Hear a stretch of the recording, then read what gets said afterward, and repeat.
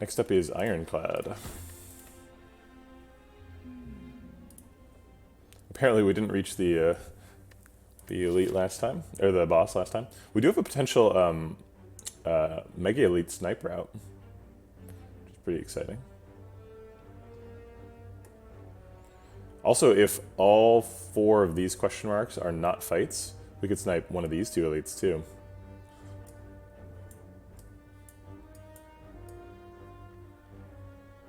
Also, we've got a bunch of question marks leading up to a shop, so we might get a bunch of money from one of those.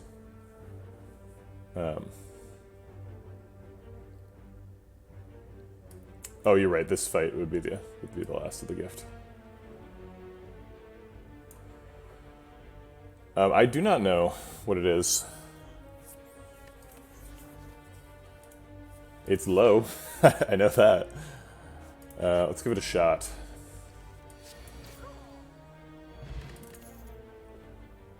Sword Boomerang is great. These other ones are kind of weak. Okay, I will upgrade a bash. Alright, so this is a fight, so we're not getting a... we can still get the Mega Elite Snipe, but we have to fight this fight legit. Unless this is also a fight, and then we're not getting the Mega Elite Snipe, and then we're in a bit of trouble. Thunderclap, probably the pick here. Get some AoE. We do have upgraded bash, so we need the vulnerable a little bit less than normal.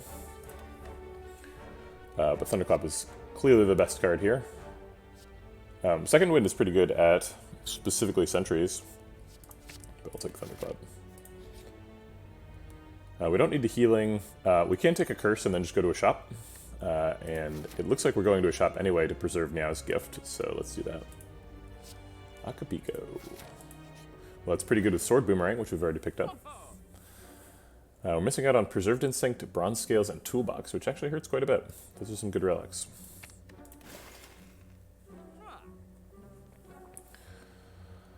We could pick up Anger, or a Potion. Or, I guess, Armaments, technically. Weak Potion is pretty good against both Lagavulin and Gremlin Knob. Not too useful against sentries. Hopefully this is going to be a 3 elite run. We get one of these 2, and then this guy. In addition to the Mega, which we're taking for free. We don't super need a potion for either of the next 2 elites. It's really just, do we want the Anger? And we're against Bronze Guardian, so I think no. Is it Bronze Automaton, or is Bronze Automaton Hyper Beam guy? I can never remember.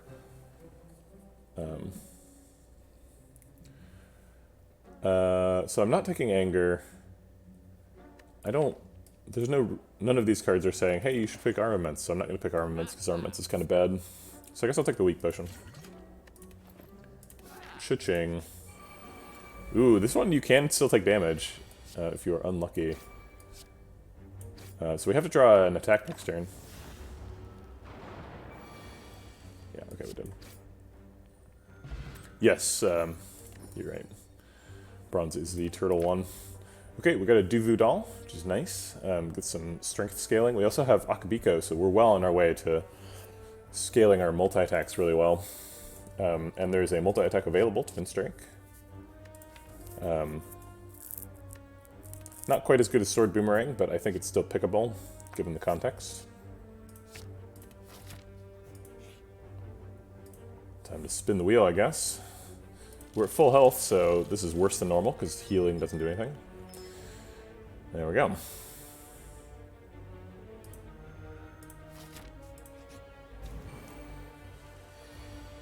Alright, we did not get a first turn multi-attack. We could just skip and look for Sword Boomerang or Twin Strike. It gets so much damage with Akabiko. Like, we're getting 6 damage, but we're missing on 8 if it's Twin Strike or 16 if it's Sword Boomerang, so I think we just don't attack, which is weird. There's Sword Boomerang. Got him.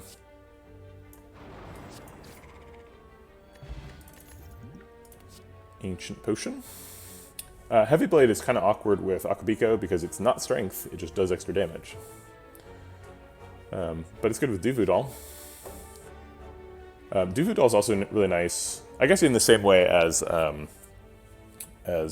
Gira. What's the relic that gives you 1 strength? Oh my gosh, I can't believe I forgot this. Not Smooth Stone, the other one. Gee.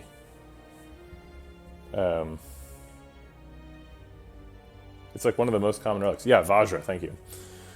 So Doofy Doll is basically the same thing as Vajra, but that's really nice for an Ironclad deck, because if we get like a limit break, we at least have like somewhere to start. So it's pretty reasonable to pick Heavy Blade here. Morning Fudge Budgies, how's it going? Ghostly Armor is also fine. It would be our first defensive card. We've taken 3 attacks. Ghostly Armor is a pretty neat defensive card.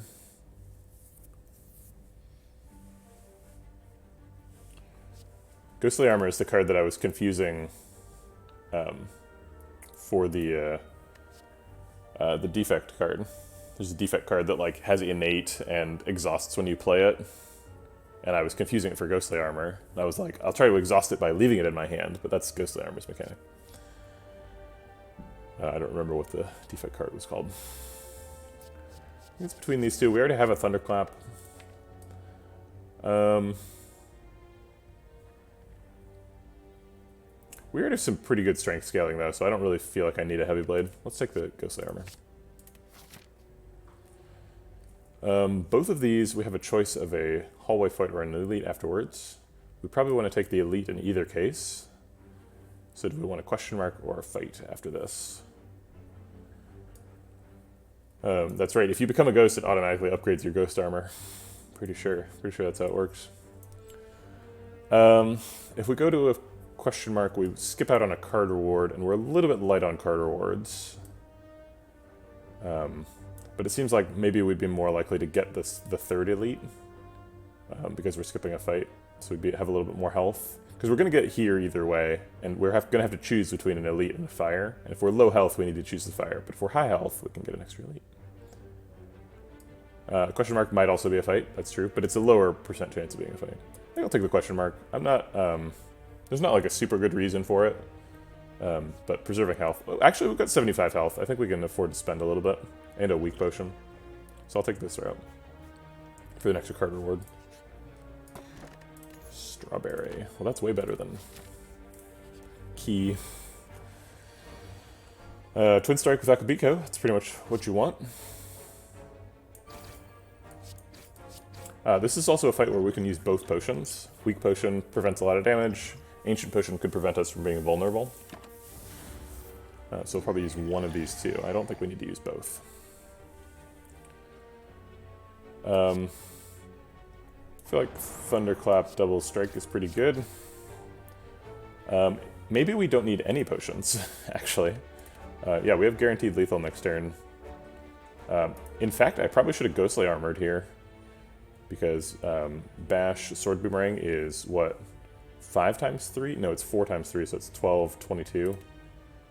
No, I would have left him at 24 if I hadn't attacked, so I'm happy to take 8. I guess we're keeping both potions. We'll probably overdraw a potion at some point. That's okay. Yeah, oh, it's 6 times 3. So I could have not used the... so I would have saved 2 health. Molten Egg would have replenished our weak potion if we'd used it. Ooh, a pre-upgraded Searing Blow. That seems pretty good. Plus, since we have Molten Egg, our requirements for upgrades will be a little bit lighter. So we can fit in those extra Searing Blow procs. We've already got an upgrade on Bash. Searing Blow is actually good. It's floor 10. If we take Searing Blow, we're definitely taking the question mark instead of the elite, so that we can get extra Searing Blow upgrade.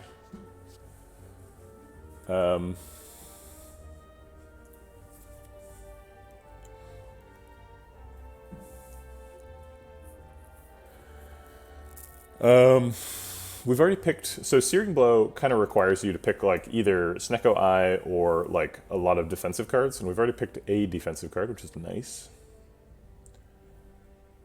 It looks like we were planning on strength scaling, which is not great with Searing Blow. 'Cause Searing Blow is like, okay, damage is taken care of. You just need to scale your defenses. And you need to do it in a really good way so that you can afford to not rest.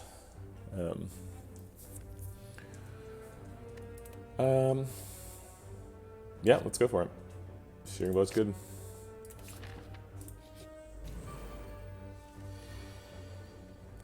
Get the extra damage on Sword Boomerang, so I think we probably want to do that. And then good kill. Great. There's an Inflame. Oh my god, Body Slam Plus too. So Body Slam Plus is good with the you need to scale your defenses plan for Searing Blow. And Inflame is good with the we're trying to get multi-attacks plan. But since we took Searing Blow, I don't think we're taking like a Heavy Blade or anything. I'm not totally sold on Body Slam either, though. Hemokinesis Plus is quite a bit better than regular Hemokinesis. 2 health for 18 damage is a lot of damage.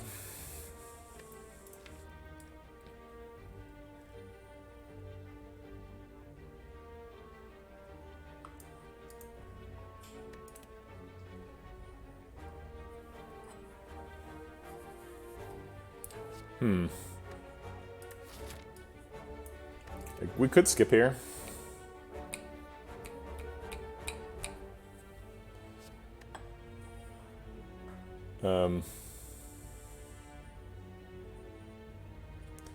Yeah, this is exactly the sort of awkward card reward where like everything would be a reasonable pick. It's just like a completely wide field. All 4 are okay. It seems hard to pick a Sword Boomerang and a Twin Strike and then skip on an Inflame. But Inflame's like pretty slow for hallway fights. Most fun is Body Slam for sure. Body Slam and then try and build like an Entrench deck.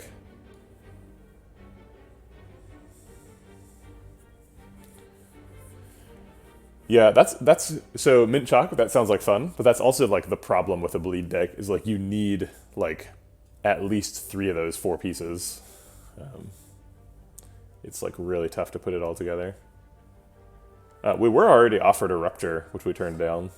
So if we'd taken that, then Hemokinesis would be a snap pick.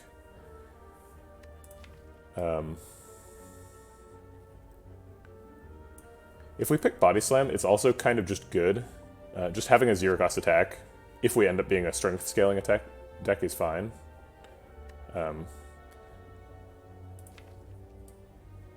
Plus we have Ghostly Armor. Alright, fine.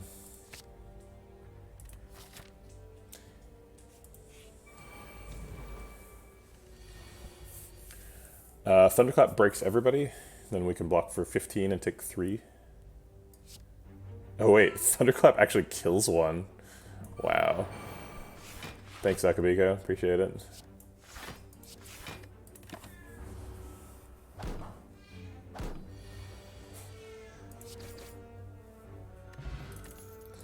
Cultist Potion is way too good to ignore. We don't really need an Ancient Potion right now.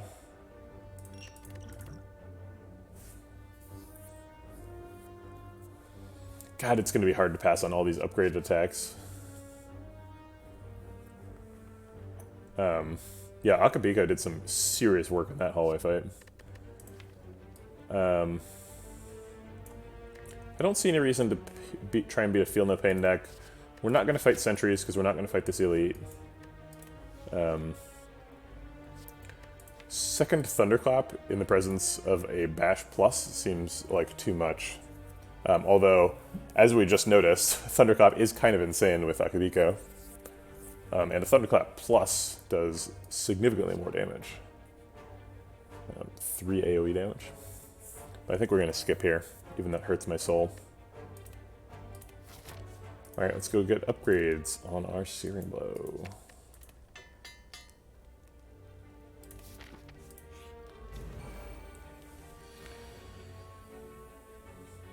We can triple block and then Body Slam for a ton.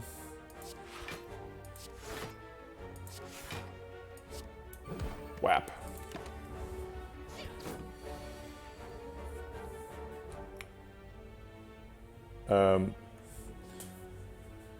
I don't understand. The reason we picked the quest is because we had upgraded attacks. So we feel like we can spend the upgrades on Searing Blow because we have Molten Egg. So a lot of our other cards are already going to be upgraded. So this does 5. This does 6 times 3, which is 18. Plus 5 is 23. That's lethal. Gambler's Brew versus Weak Potion. Are we exhuming anything? No, the only thing is Ghostly Armor. We need to find block, and none of these say block. Second wind, I guess, technically blocks. We don't have any wounds or dazes or anything, so I think it's a little bit early for a second wind. Second wind is good against like the heart, like Act 4 elites, but that's like way later. So we skip here. Perfected Strike is upgraded, and we did take a Twin Strike.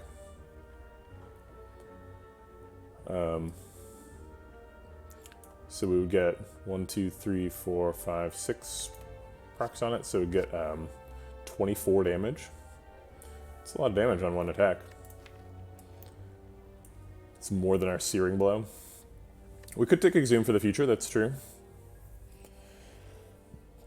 Exhume is always ends up being a pretty important card. Let's see, if we pick Exhume, what other cards are we picking? Like Pummel, we would love a Pummel. Pummel on turn 1 does a ton of damage. We could pick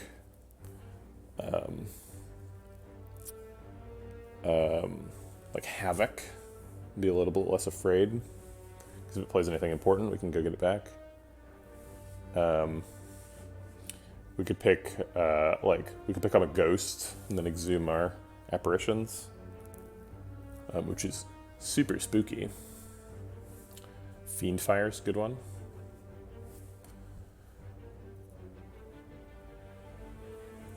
Yeah, I talked about apparitions for Impervious. Impervious is a totally different card. You're right. Impervious is the 30 block card.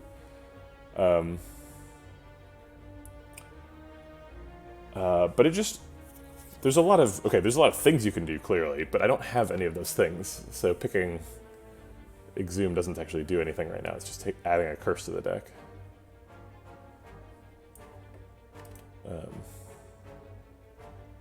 It's fun. It's good, but it's not better than Skip. Is Gambler's Brew better than Weak Pot? We can't afford to float it. So, Searing Blow decks have a lot of trouble in Act 2. So if we start taking curses, we're gonna like hit this weird inflection point where it's like, we kind of need to find like Necronomicon or like Snecko Eye or something to make Searing Blow better. And if we don't, then we're gonna die with Exhume in our hand. Okay. I don't think Gambler's Brew is better than Weak Potion. Weak Potion is good in an emergency against Bronze Automaton. If we don't draw Searing Blow early, we might not be able to change his form. Actually, no, we have Akabiko. We should be able to change his form pretty easily. Weak Potion hits some pretty good breakpoints, though. Because he has like a big multi-attack that you can reduce 8 damage from. So I think we'll skip it. Full health, so it feels great to take a Searing Blow upgrade. Ooh, that's a poke for both Akiran and for me. It's a highlighted message poke. It's power play. We're always drinking the Cultist Potion.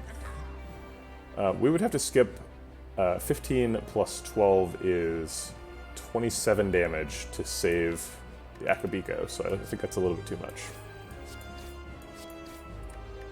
It was actually 29 because I forgot about the strength from Duvudal.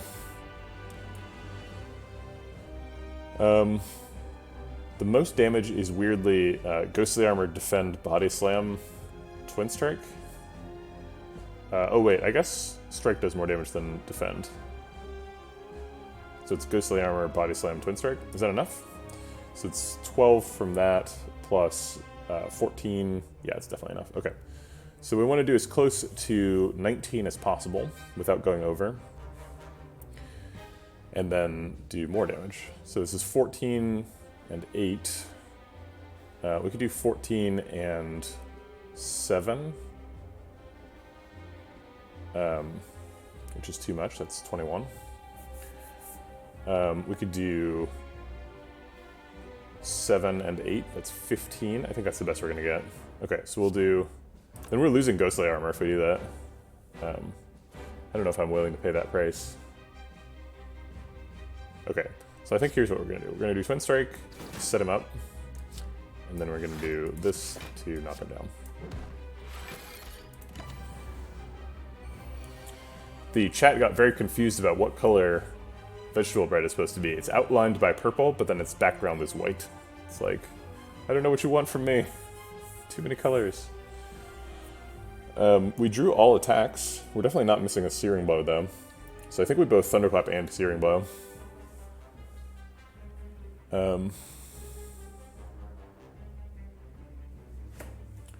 Thunderclap Searing Blow does 45 plus 7 is 52. And we take 8 for the privilege. 18 total. Okay.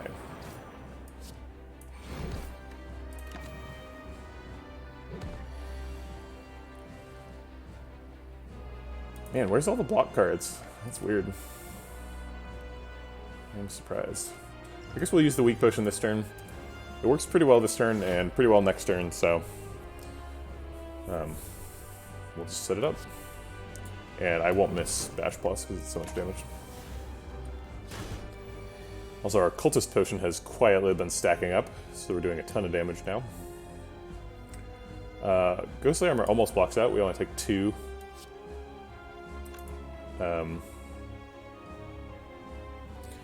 So we're definitely playing Ghostly Armor. We're definitely playing at least 1 strike. I could see an argument for Defend to block for 2, if we think that we're going to take no more damage the whole fight.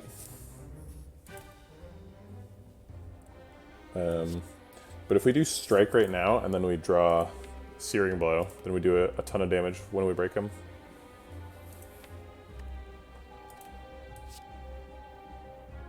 Actually, if we strike and then strike, he takes 33 damage. Or wait, shoot, it depends on the rounding. So the next strike goes up to 12, and it gets an extra 6 damage, so it goes with 18 damage.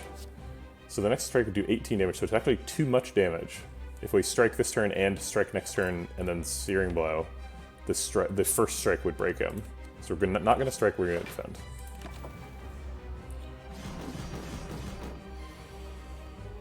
Okay, and then here's the Strike Searing Blow. Although we have Twin Strike as well, so that actually works pretty perfectly.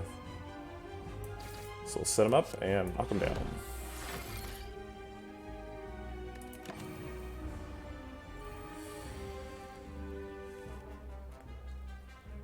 Is this lethal? No. So we'll just double defend and wait for Searing Blow again. Nah, it has to be wrong to take 4 to do 30 damage. Yeah, I don't want to skip that.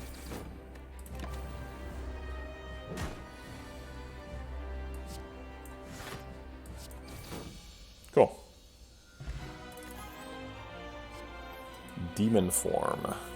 Offering or upgraded to Immolate. It seems like Offering helps us draw back into Searing Blow the best. But we do have Sword Boomerang and Twin Strike for Demon Form synergies. Body Slam kind of counts for that. Demon Form is really good. Offering, I don't know.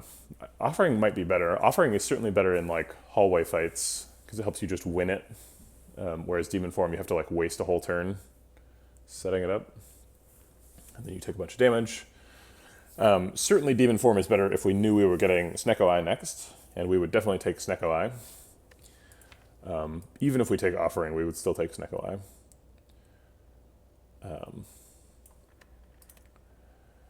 And Immolate's just a really, really good card. I think Demon Form is actually my last pick. I think in ascending order of pick, it would be Skip, then Demon Form, and then one of the two, Offering or Immolate. I think Offering and Immolate are the picks. Offering helps us to draw into Searing Blow, which is the thing we're trying to do. But here's the thing, Immolate actually helps us like win AoE fights, right? Which is like something we can't currently do. And if we take Offering, we have to rest more. And if we have to rest more, then we don't get as many upgrades on Searing Blow. And Searing Blow isn't any good if you don't get very many upgrades on it. Immolate is also just like an insanely broken card. So I think we do Immolate. And it's upgraded. Okay. We have Molten Egg, so Pandora's Box is pretty good. Because all the attacks we would get would be upgraded. So Pandora's Box is almost strictly better than Astrolabe right now. The only downside for Pandora's Box is sometimes you just get like no block, and you're just like, uh-oh.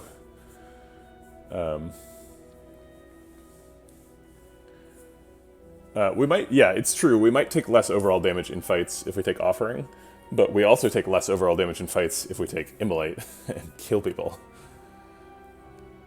Being a 4 energy deck is pretty appealing, because Searing Blow is expensive, Immolate also expensive.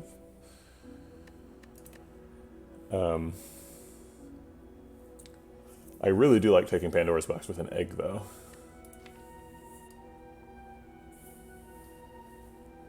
Especially Toxic Egg or Molten Egg, because skills and attacks are more common than powers. It does make me a little bit queasy, though, because we only have one defensive card, and we have a Body Slam. So if we super miss on defenses, which is totally possible, then that Body Slam is kind of a curse.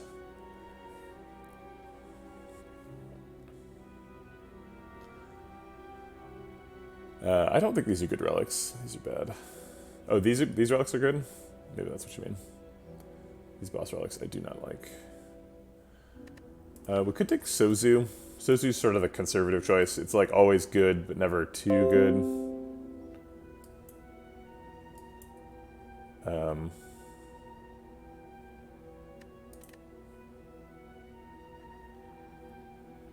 So Pandora's Box is the high variance play. Sozu's the low variance play. I think I'll take the high variance play. Searing Blow decks, as I've mentioned, need a little bit of help getting over the hump. So let's see if we get it. Oh wow, we got a ton of help. Look at all these Imperviouses. Oh my goodness. Jeez, I was worried about not getting any block. Sorry, Windows is trying to schedule an update, and for some reason they're suggesting 9 a.m. tomorrow. How about 4 a.m.?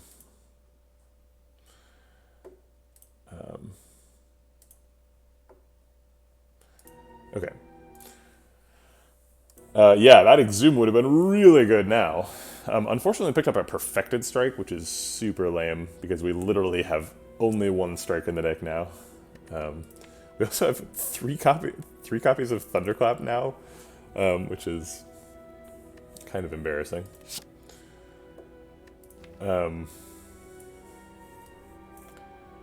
Also, all of our block exhausts, so we need to like hot foot it through fights. We like cannot stick around for long. So now it's possible that if we play Corruption and then we draw Impervious, Impervious, Impervious, Body Slam. Oh boy. Yeah, no, Twin Strike is the one strike that we have. That's the one. So this does 9 damage for 2 mana. Yeah, I mean, these are definitely better than strikes. This was an insanely good outcome, don't get me wrong. I am not complaining. 3 Impervious, I love it. Plus we get to Battle Trance and set up our crazy Impervious Body Slam turn. This is great. but it's a little bit scary. Yeah, Barricade would be good. Also, actually, Barricade's not that good, because we get 90 block, like, total. That's, like, all of our block we ever get, if you ignore Metallicize. So, like, that's not going to take too long to wear off. Weirdly, this is kind of like a silent deck that has Wraith Form, right? Because it's like, you get a couple of turns of, like, no questions asked, you're blocking out. But then after that, you don't have any more block cards. Yeah, Corruption is insane with Impervious, and getting 4 rares from Pandora's Box is crazy. And having them be so good together as Corruption and 3 copies of Impervious is absolutely busted. So we thought we were building around Searing Blow, and like we had a little Body Slam optional package. Turns out we're building around Impervious. So anything that's good with Impervious is now good with the deck. Something that's a little bit awkward is we are still a 3 energy deck, and we have a lot of 2-cost cards. Not the least of which is Perfected Strike. Dead Branch would be great, obviously. Dead Branch is always great, though. Battle Trance is pretty interesting. It's a super good card, but as a 3 energy deck, having Battle Trance means like we're definitely never going to get not going to be able to play all those cards. Spoon would also be great. Why not both? I just realized Dead Branch should totally be a shop relic. That's what they should have done with Dead Branch. Because there's tons of like shop relics that are already like, okay, we need to go to a shop so that we can find this specific shop relic. And Dead Branch like fits into that slot really nicely. Speaking of going to a shop for a shop relic, I would like to buy a Dead Branch. If I go this route, I can get 3 elites. Also, we're like super good at Act 2 elites, because it's like turn 1 Slavers attack, and we're just like, no, we have a big AoE immolate, and like, if we like turn 1 Thunderclap immolate, we like wipe Slavers. And that's like, we have 3 copies of Thunderclap. It's like very likely. And Battle Trance. So we're like crazy good at Act 2 elites, so we should take all of them if we can. And we can get a early shop. We're forced into a late shop too if we do that. Although if we want to dodge this elite, we can dodge that shop too. There's a lot of fires on the left though. Maybe we want more fires to upgrade Searing Blow. Yeah, the more elites we take, the fewer Searing Blow upgrades we get. There's sort of a weird little... Oops, whoa. Sorry. There's sort of a weird little route where I could like go up here and get this fire, and then like get that fire too, and get 1 elite, and then a couple extra fires late.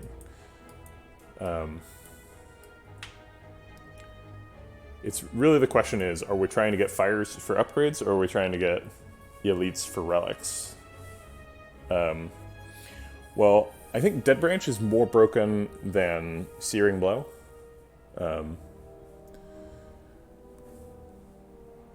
But Dead Branch is also a rare relic, so it's like we're not likely to get it. So we can't really build around it.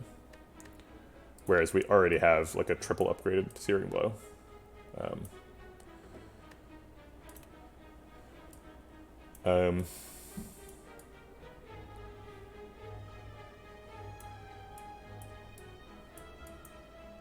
Okay, I think I like the fire approach. This route has 1, 2, 3, 4 fires. This route has 1, 2, 3 fires. Sorry, did I count the end fire? 1, 2, 3. I did count the end fire. So they both have 4 fires. This one has 3 fights, and this one has 2 fights, which increases our chance of becoming a vampire or a ghost pretty significantly. There's also only 2 easy Act 2 fights, and we don't super need card rewards, so I think we'll go this up the middle fire route. If we get here and we suddenly have a ton of money, we can go here and take elites instead.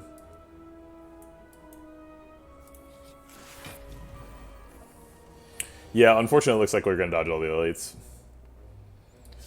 I will block you, and then punch you.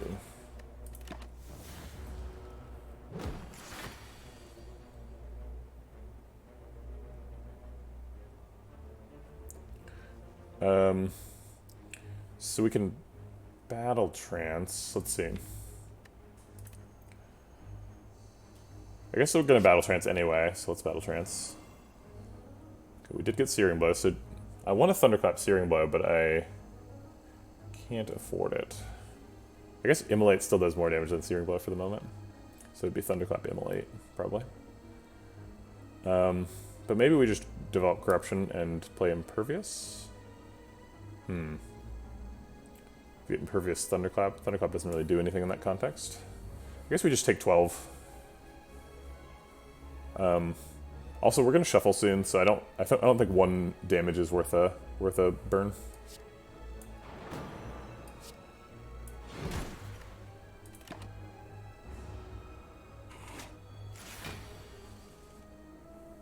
Here's the Impervious Body Slam. We might have lethal actually. Let me check. So it's Bash plus Sword Boomerang is 11 plus. This is going to be 6 times 3. So that's 18 plus 1. So it's only like 18 damage through the armor. So no, it's not lethal. So let's Impervious to power up Body Slam, and then Ghostly Armor to save it for later, and then Body Slam for 30.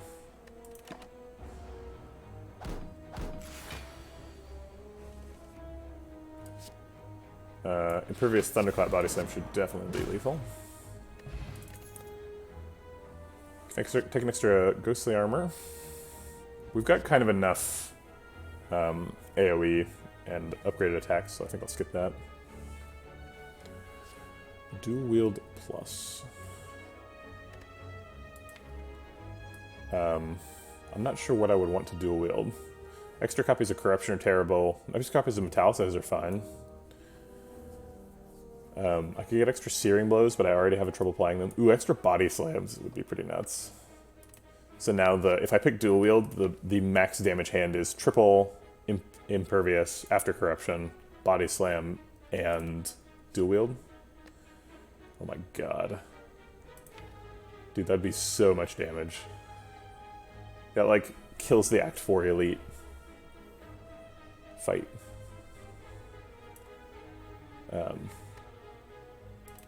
I guess not quite, but it kills one of them for sure. It's kind of fun, but I don't think it's better than Ghostly Armor. I think we need the Ghostly Armor.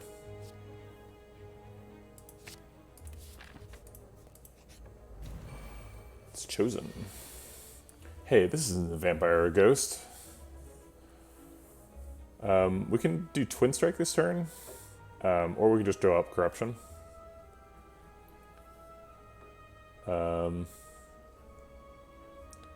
Twin Strike Perfectly Strike is okay. Does some damage. Yeah, let's let future turns handle themselves. Twin Strike with Akabiko is good.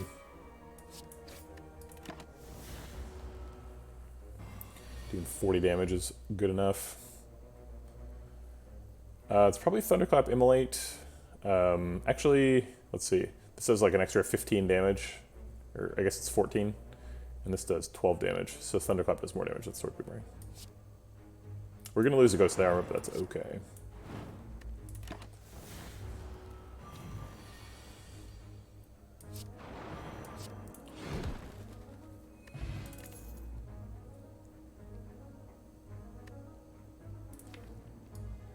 I don't think we're picking Wild Strike. We've got enough damage. I don't think we need armaments or sword, heavy blade, so I think we're skipping. We have to fight because we have 260 gold. Also, we have a ton of AoE, so hopefully we just win really easily. Let's find that AoE. Thunderclap is kinda what I was looking for.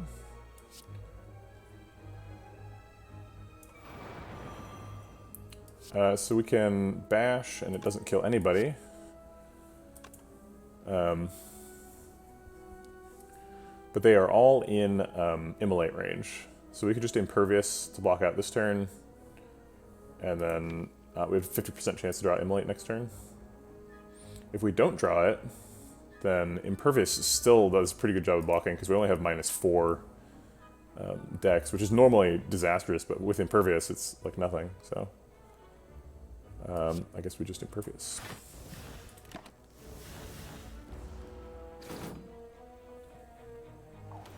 Oh no, we have been grabbed.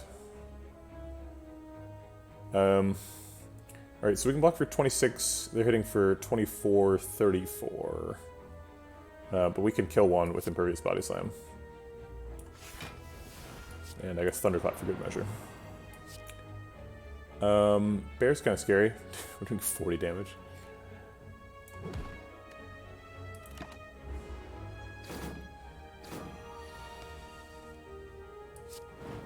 Easy. Easiest red mask of my life. We already have a bunch of cards that exhaust, so Havoc doesn't seem terrible. We did not pick that Exhume, though, so if we exhaust Searing Blow, that would be unfortunate. Yeah, that was a perfect Mugger fight. So I think we skip on Havoc. Clothesline is not an effect we need, and Armaments is bad, so we skip here. Was I planning on taking this line or this line? I guess I'm at full health, so I want to lose some health, potentially, before I go to a question mark and turn into a vampire. I think I probably wouldn't turn into a vampire with this run. At least not anymore. Impervious blocks out. We can Impervious and save Ghostly Armor, and then wait to use Akabiko on, ideally, Sword Boomerang. Seems fine.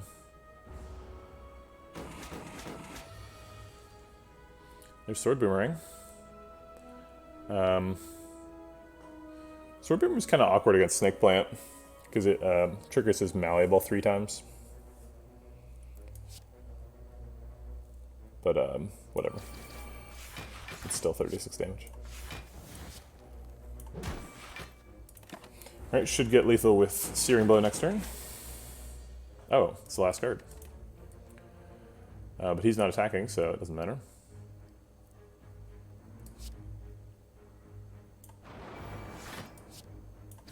Oh, I guess that's lethal too. Sure, whatever. There's a Pummel. Talked about that, but we talked about it in the context of Exhume, which we did not pick. Were we talking about that shop? That's true. The shop if we had a bunch of money. Well, this was a good fight for you then, Johnny, because we did kick Snake Plant in his face. We just utterly steamrolled Snake Plant. We do have enough money to buy Dead Branch, and we have felt really strong so far. So maybe we don't need those Searing Blow upgrades quite so badly as we thought. Maybe we do take the elite route.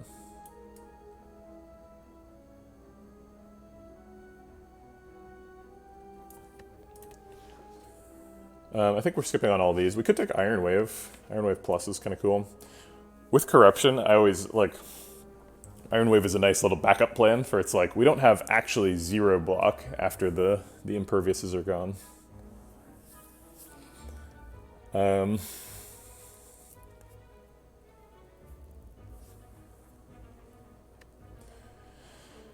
Yeah, this run is tricky, because it's like, we're doing so well right now, because we're just like, we get to block every turn with Impervious, and we have like a Body Slam. I don't think we can die to an Elite.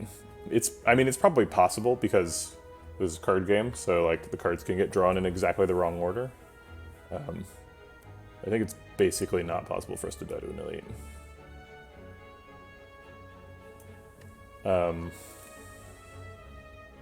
So I think we skip here.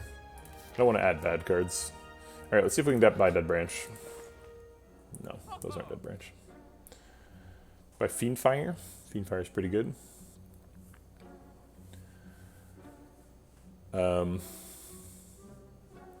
We could remove Perfected Strike. We could remove Perfected Strike and buy a Pen Nib. Pen Nib's pretty insane with both Immolate and Searing Blow.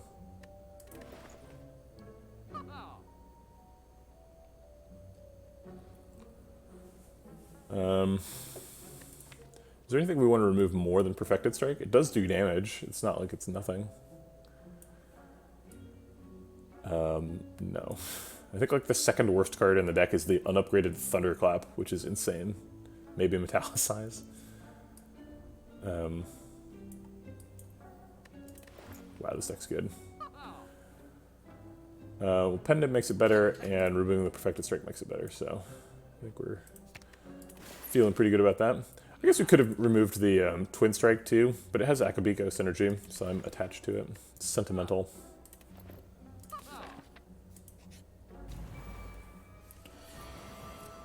Alright, well we were hoping for turn 1 Immolate, but I guess we're not too upset about Thunderclap Searing Blow.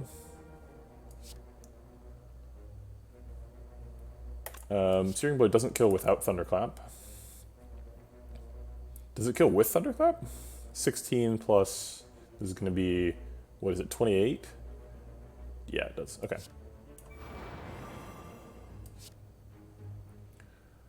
We could kill either of these two. Seems like this one's better. We could Skill Pot to block. If we take 14 in the fight, we're not going to be at full health for the next fight. And the next fight is not an elite, so we could heal off this. But this could be like Snecko, and we could lose like 30 health.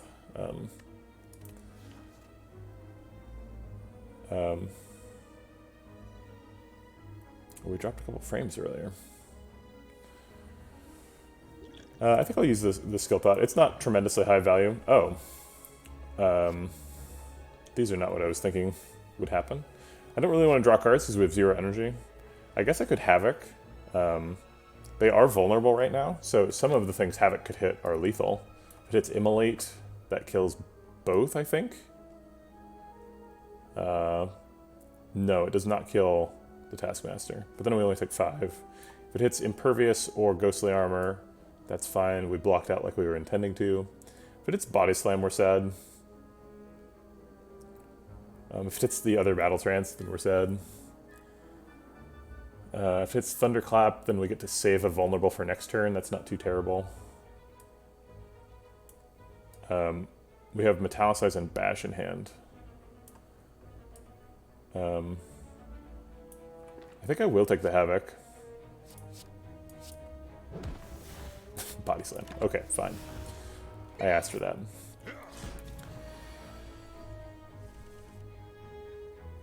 Thunderclap Immolate is lethal.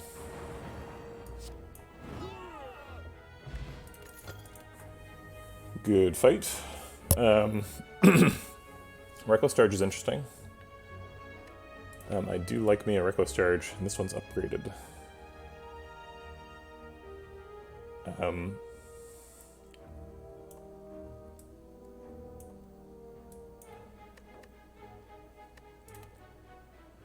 Shrug It Off is also quite good. A classic friend of corruption. We are a 3 energy deck though, so Shrug It Off is a little bit unimpressive. We do need some 1 mana blocks to go with our Imperviouses for Shield Slam, but then we do have 2 copies of Ghostly Armor already. I think we just skip. We are a 3 energy deck, so Reckless Charge does 10 damage for 0. That's something. We don't have enough like to draw or anything. We do plenty of damage already. I think we skip. Oddly Smoothstone is weirdly not very effective in the deck because we're it is Snecko exactly as I feared.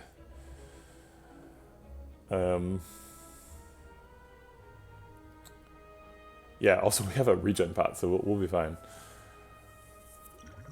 I guess let's Battle Trance first. Let's see what we're getting. I guess the I guess we'll do Sword Boomerang first. and then Thunderclap, and we could do either this Twin Strike for 18 damage or the Thunderclap for 7 damage. So we're missing 11 damage, but then he'd be vulnerable for next turn, which if we find either of these is more than 11 damage. So I'll keep him vulnerable.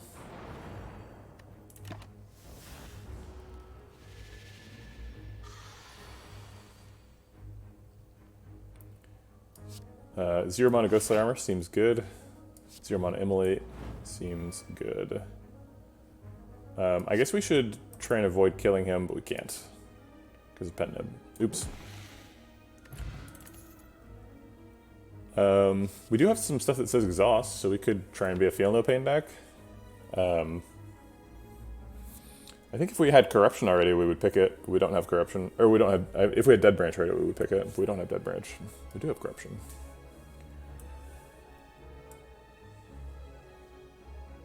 Or if we had Medical Kit, I would pick it. But none of those things are happening. So I think we skip here.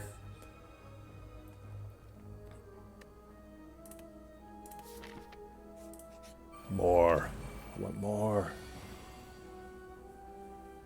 Let's Battle Trance and see if we... No, we didn't skip... Did we skip Medkit? No, we skipped Toolbox, I think. Which looks a lot like Medkit and is often confusing. I think we want Sword Boomerang, Impervious Body Slam. We lose Ghostly Armor if we do that. So we could Sword Boomerang, Thunderclap, Ghostly Armor, Body Slam instead. We miss a 30 damage Body Slam, but we get him to be vulnerable for the 11 damage Body Slam, and we get to keep him in Impervious. Seems okay.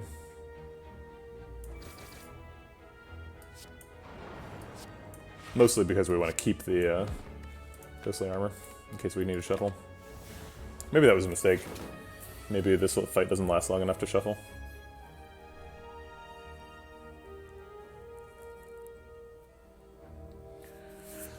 Thunderclap Searing Blow does a lot of damage. He's hitting for 21, so we could block it out. And then Metallicize, I guess. Metallicize is kind of slow.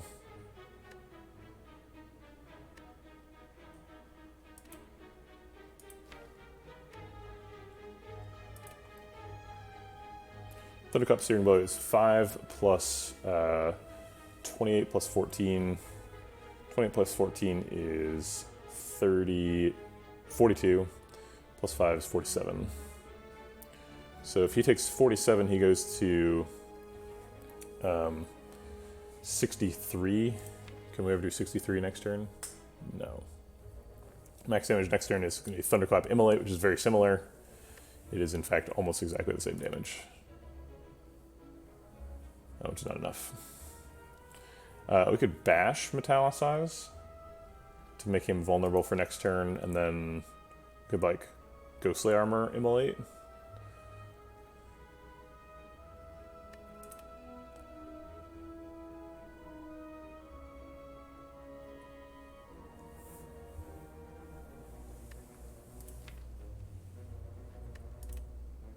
This is the first fight where our like Akabiko AoE thing has failed.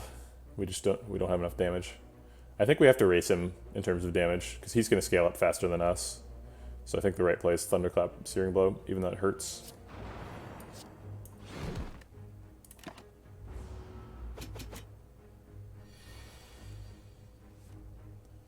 And then I think this turn we Impervious and Twin Strike.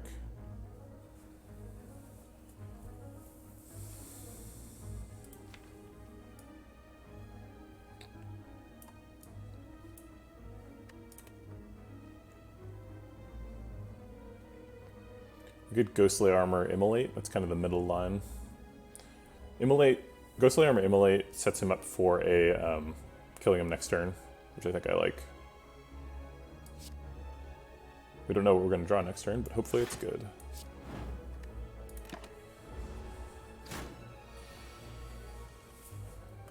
Thunderclap Searing Blow does it. Took a little bit of damage there. Got a boot. It's a pretty bad fight for us. Second Body Slam Plus is pretty much automatic. If you're a body slam deck, you really want to make it consistent. Ooh, there's a blue candle. Oh wait, we needed that in the previous run. I got confused for a second.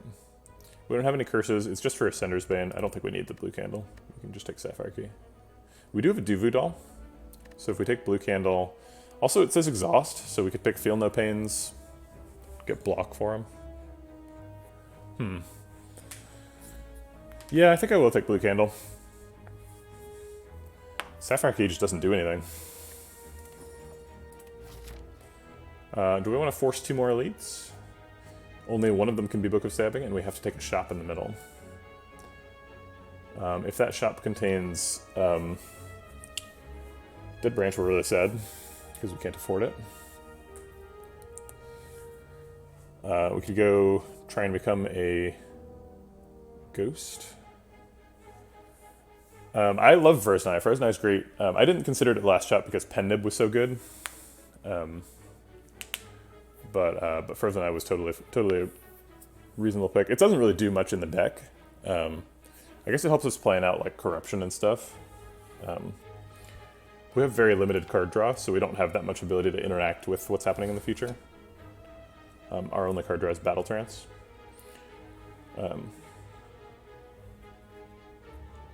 Okay, so Frozen Eye is great, but it's really easy to overstate how valuable that knowledge is, because like the things that are happening in the future are going to happen anyway. So like it's really valuable for knowing like how long you can keep weak up, and like how vulnerable how valuable is vulnerable for next turn. But it's not that valuable for being like, am I going to win this fight? Because like that was going to happen anyway. So there's a lot of situations where it's really good, but it's nowhere near as good as Pennib in a Searing Blow deck. I think we take 2 elites. I think we can handle it. And we still get to go to this fire. Probably won't get an upgrade at this fire. Might get an upgrade at that fire. But more relics is good. Alright, it's our friends again. So we get to AoE Thunderclap and then Impervious Body Slam them. Is this fight long enough to use Regen Pot? We can probably make it short, but I think I want to spend the Regen Pot anyway.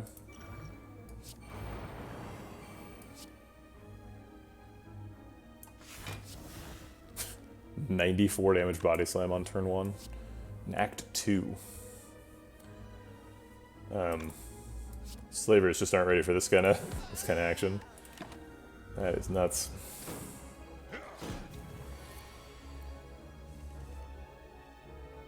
Another Thunderclap Impervious Body Slam turn.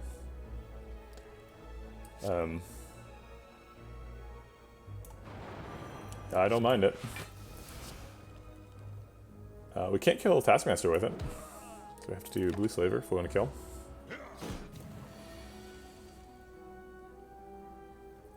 Ghostly Armor blocks out. We can Ghostly Armor Bash. Or we could draw these 4 cards. I'm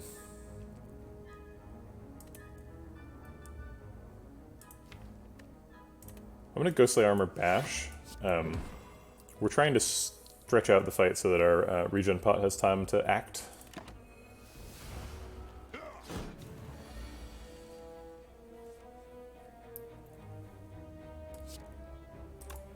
So we want to do an attack that doesn't kill him. The only option for that is Twin Strike. So that should set up so that we can kill him whenever we need to.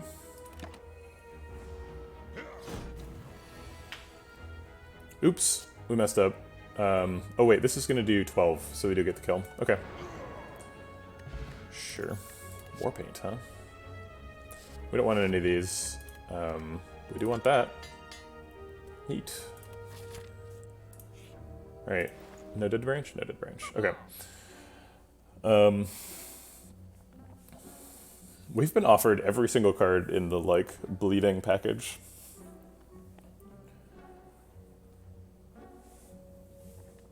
This is a bad shot. The only card here is like Bandage Up. We don't really need Whirlwind. Although Whirlwind is pretty good with Akabiko. No, we definitely could not. We were hoping to dodge Dead Branch, because if Dead Branch shows up, then we never get it, because we can't afford it.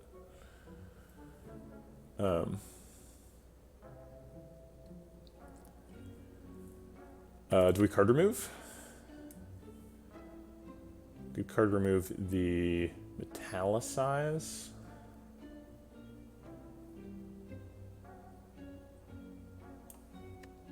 This deck is insane. Normally you're like still card removing strikes at this point. We have not played Corruption, but we plan on it being good later.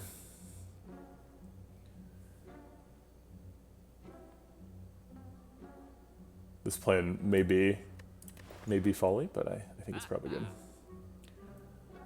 We could just skip the whole shop. We could take Bandage Up. It's good with Feel No Pain, Strange Spoon and stuff.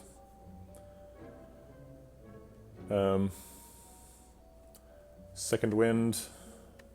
You do need one eventually, although we just passed Slavers and Book of Stabbing, which both shuffle wounds. We are about to go into another elite fight that cannot be Slavers, so I guess it's the scariest option is Book of Stabbing, certainly. If it's Book of Stabbing, we don't really want Bandage Up, because Bandage Up only heals for 4, and Book of Stabbing kills you way faster than that. So since we're kind of afraid of Book of Stabbing, maybe we just buy a potion. A Swift Pop.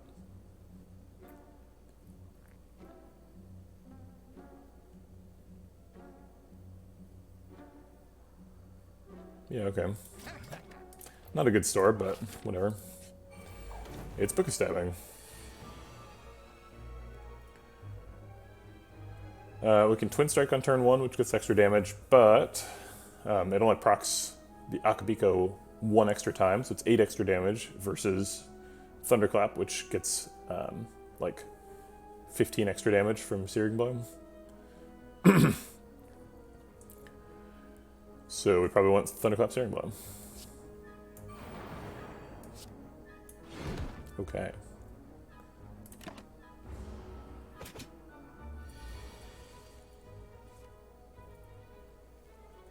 This looks like a good Corruption turn. Or maybe it's just Metallicize Impervious. Or we could bash Ghostly Armor. If we bash Ghostly Armor, he takes 11 and goes to 103. And then next turn we draw... Oh man, we've drawn all of our Imperviouses before our Body Slams. That's really inconvenient.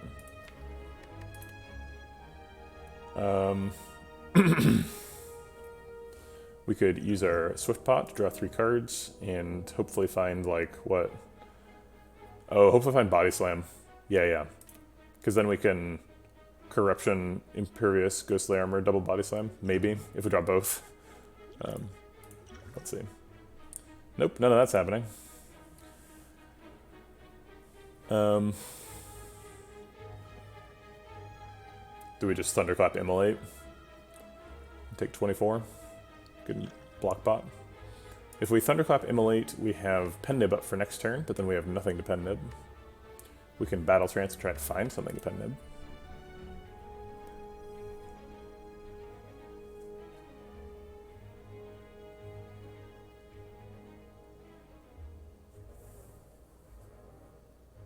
We could double Thunderclap to get Vulnerable up and charge Pen Nib, and then play Ghostly Armor, block out a little bit. Ghostly Armor, block pop. I like that, getting Pen Nib and Vulnerable up on the same turn, and then hopefully drawing Battle Trance seems pretty good.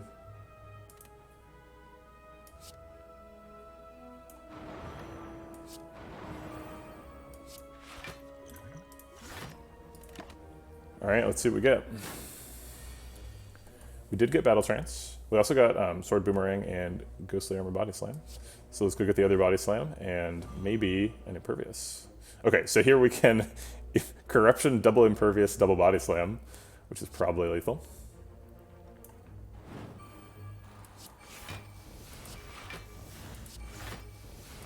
Rawr. That's like 500 damage. Yes, I think it's lethal.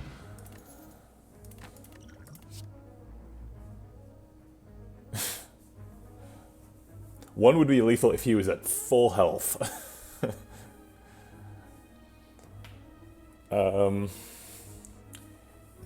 Infernal Blade says exhaust. We don't really have exhaust synergies. I keep talking about them, but I keep not having them. Hemokinesis is out. Armaments, I think, is out. They're all out. Okay, and it looks like we can afford an upgrade here. So we'll get one more upgrade on our Searing Blow. It would be nice to get a Corruption upgrade, but I think Searing Blow's an extra 7 damage. It seems good. Alright, we have to do one of these hallway fights.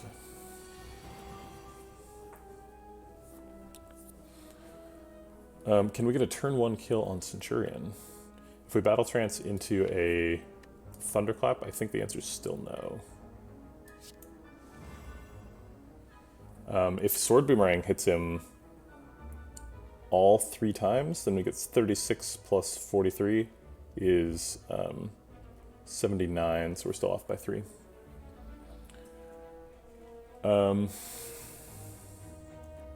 We can Impervious to block out, and then Sword Boomerang to do a bunch of damage, or we could Thunderclap, which also does a bunch of damage. We could kill the girl, but that's ill-advised generally.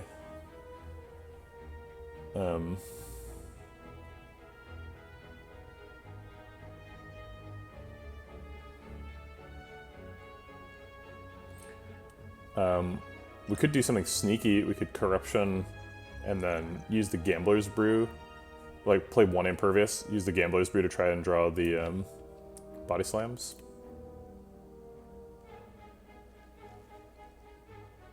We wouldn't be able to fit in Thunderclap. I guess we could Thunderclap Impervious and then look for Shield Slams. So that would do 16 and make him vulnerable, and we'd go up to 31 block. And then we have 1 strength, so they do 32, plus vulnerable is an extra 16. So we're really doing 16 times 4 damage. 16 times 4 is 72, which is not the same as 82. But we would block out, and we'd do a bunch of damage.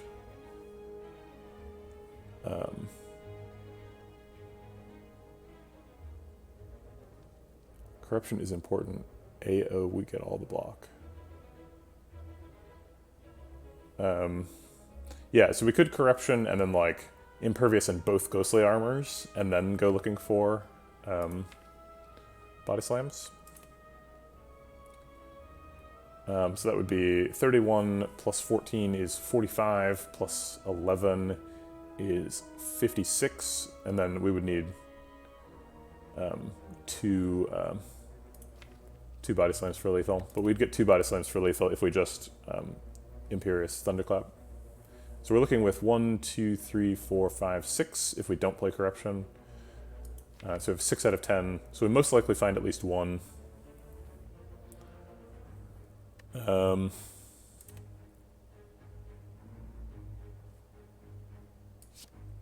Yeah, okay, whatever, let's try it.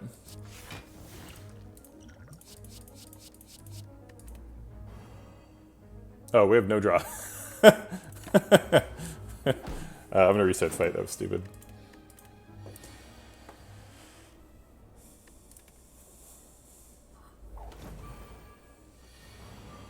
Okay, let's Battle Trance again.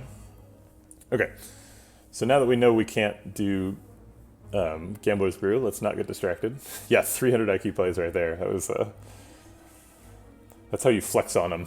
They're just like, why did he throw all his cards and that potion away? I don't understand. You're like, it's because I don't respect you, monsters.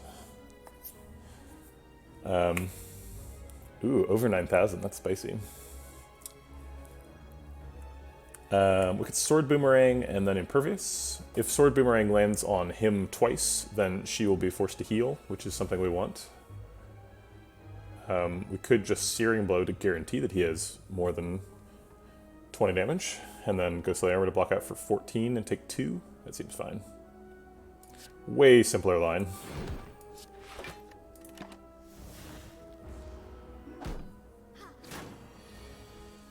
Okay, she's healing, he's defending.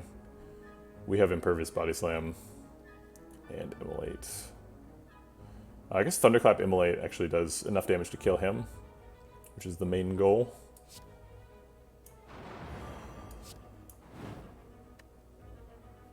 And now I want to set up Pen Nib, so we're going to use both Body Slams. Oh, we have Boot, so this Body Slam would kill. She's going to heal, and we're in no risk of dying next turn, so we're going to just let her do that.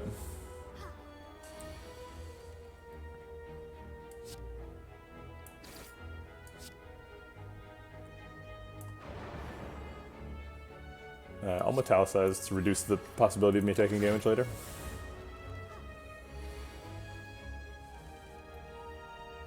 We have to Impervious to defend ourselves here. So let's Impervious and Twin Strike.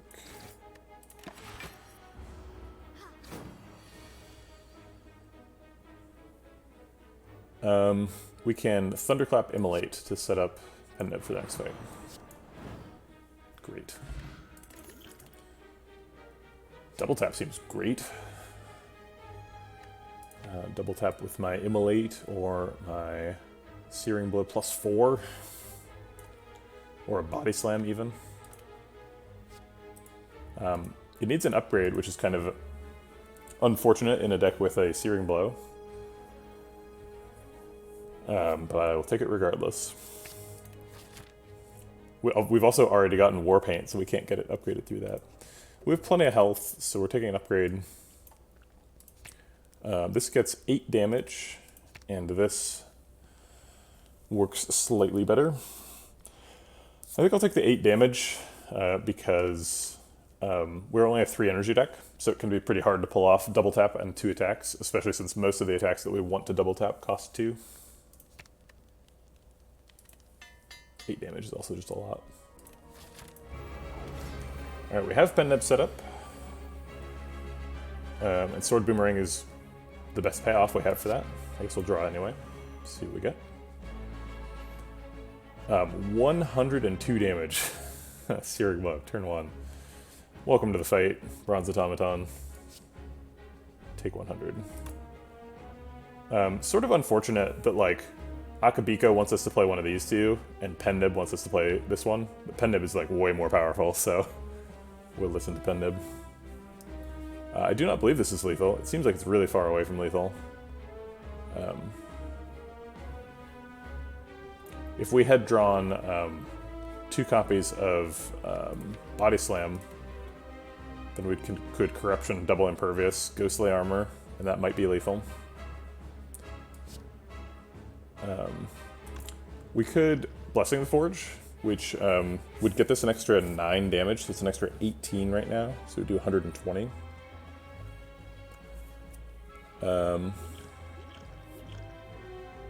Yeah, okay. Gets extra damage on these as well.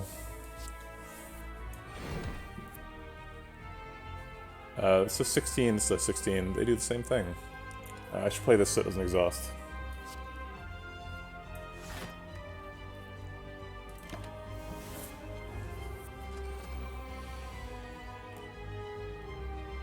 I guess I could have, like, a big brain play could have been to save Pen Nib for Immolate here, because Immolate would have just knocked down both orbs immediately, which would have been fun. I guess we could just double tap and do the same thing. We do get two burns for the privilege, and we take 16.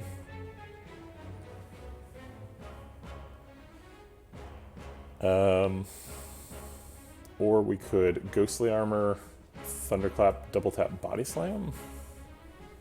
We double tap the Thunderclap? No, we're double tapping Immolate.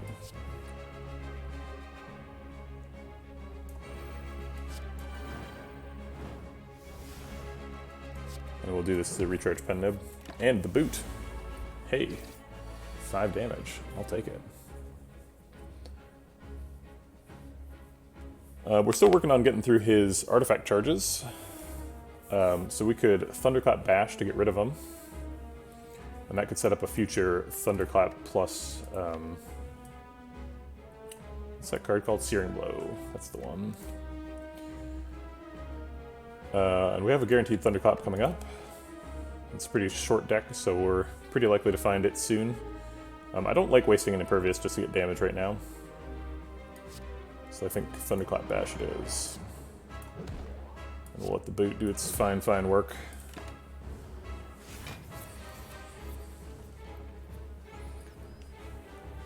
We have to choose between Thunderclap Immolate and Double Tap Immolate here. Or we could Impervious and block out.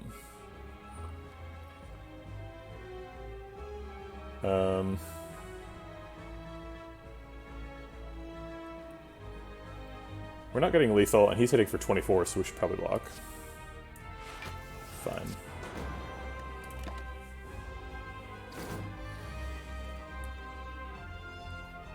This is a lot of damage. Do we just do it?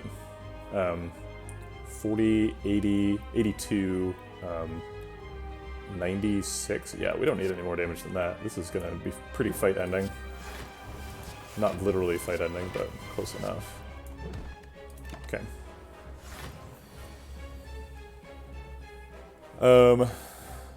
So we can end the fight this turn. So let's do it with Pen Nib charged.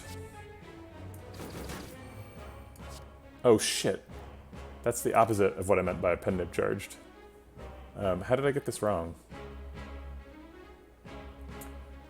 Well, I don't want to restart the fight because we're at the end of it, but gosh, that hurts. I wish I had Pen Nib charged now. That's really annoying. Take a second Immolate plus. I don't know how I got that wrong. I was just like, oh, we could play Pen Nib twice to charge it. It's like, that's not... God damn it. Bludgeon is fun to Pen Nib and Double Tap. But it's kind of just like outmoded by Searing Blow. Searing Blow does the same amount of damage for 1 mana less.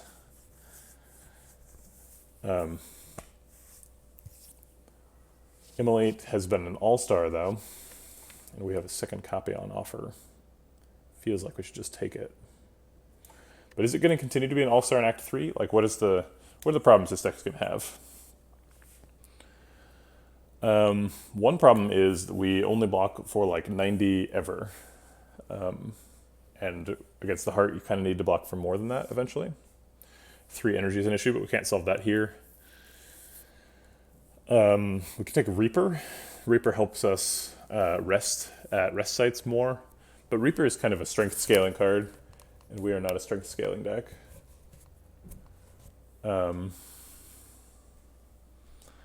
Immolate Akabiko thing is great, but I think that's more of a solution to Act 2 than it is a solution to Act 3.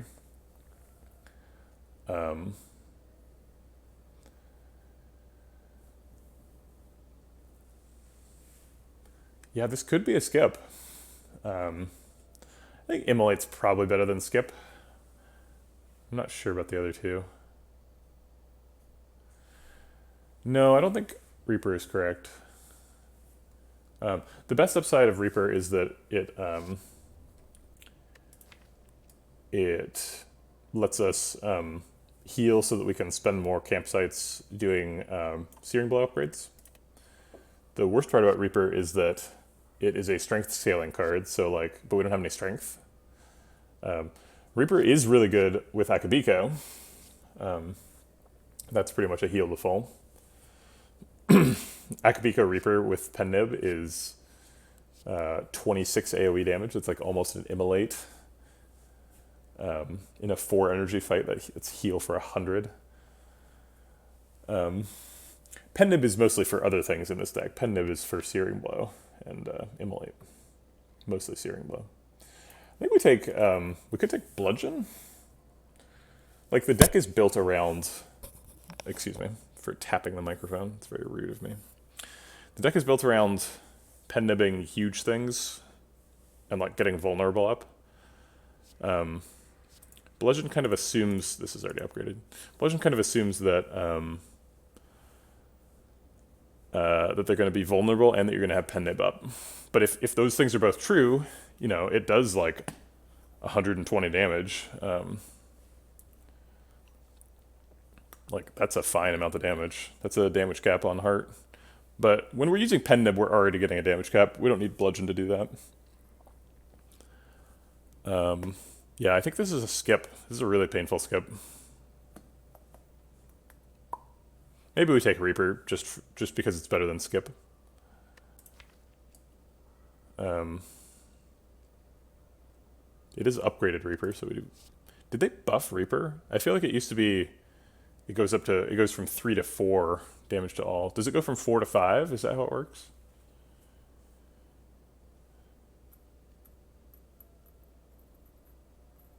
We do have 1 strength built in, so it would do 6 AoE. It's some healing. We can double tap it, pen nib it. Yeah, okay. Alright, I'll take Reaper. Took me a long time to come back to it, but I guess we'll get there. Velvet Choker seems great. We really need extra energy. We're very unlikely to play more than 6 cards a turn. The only... we can't take Fusion Hammer. That's like literally not allowed. We have to be able to smith. The only time we would want to play more than 6 cards a turn is if we want to play like Corruption, double Impervious, double Ghostly Armor, and then double Body Slam. So yeah, this is pretty much just a free 4th energy. So we'll just Windmill Slam that one. Oh, right. We don't have to get both keys, but we do have to get... Or we don't have to get all 3 keys, but we do have to get 2 of them.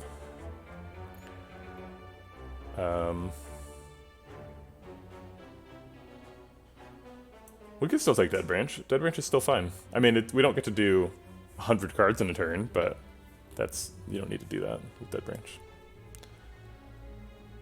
This act is just chock full of elites. They're just everywhere. I guess you just... There's like a lot of 2 elite lines and then like 1 3 elite line.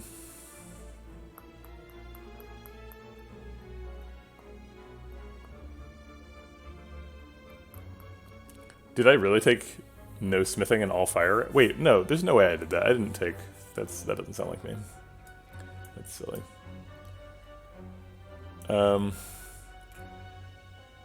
So we can get basically just 2 extra fires, so we probably want to choose one of those routes. But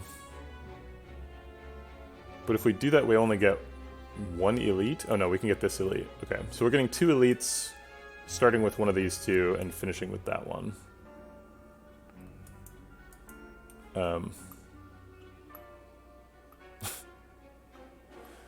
I find like Searing Blow decks often have 2 plans. This is an example of a Searing Blow deck that has 2 plans. Got the Body Slam plan and the Searing Blow plan. They work together.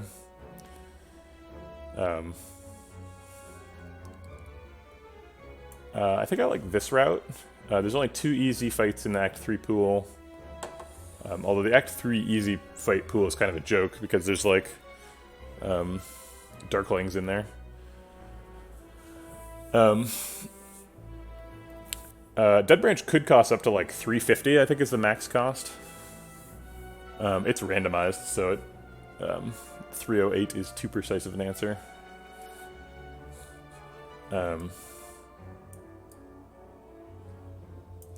Randomized is shop cost is one of the Ascension things, so if you're on low Ascension, it costs like consistently 300 or whatever. Is it 16?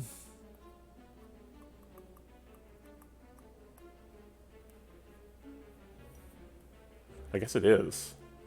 Wait, really? If you're on Ascension 15, all your shop relics cost like 100 or 200 or 150 or something? Huh.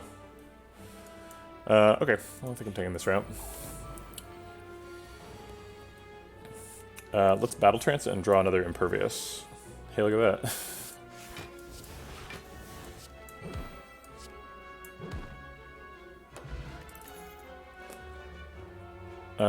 We could Burning Pact. We're a 4 energy deck.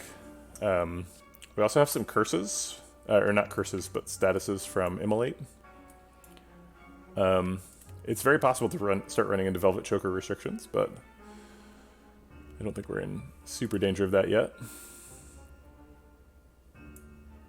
Yeah, the deck could use a little bit more draw. I'll take Burning Pact. Yeah, close fight. All right, Tesseract. We have some healing, so we could take these. I don't know what the best outcomes are exactly. We don't do anything fun with Panacea.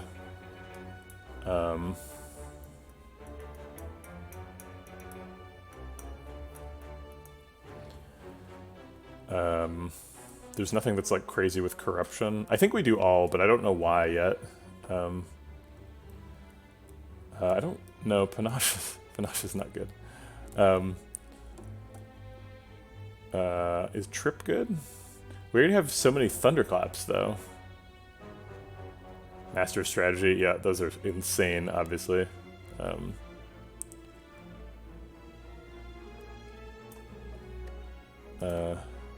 Yeah, we'll try them all. Dramatic Entrance is actually not bad with Akabeko. Get some reliable AoE, but we're doing better things with Akabeko generally. Madness actually hits quite a few things. Searing Blow, Immolate, Impervious, Corruption, Reaper, Bash. Quite a few targets. I don't think we're really ready for X-Cost stuff. There's Panache. Blind is nice. We have lots of ways of removing Artifact Charge, so Blind actually does block. Although our block tends to be in like big bursty chunks when we play a... what is this thing called? Invulnerable? Impervious. So we don't really need Blind to... I love two dramatic entrances. You like burst open the door, and then you like close the door again, and then you burst it open again. There's Panacea. Ooh, all cards in your hand to 1. That seems pretty nice. Actually, Panic Button is pretty good. Panic Button's like an extra Impervious.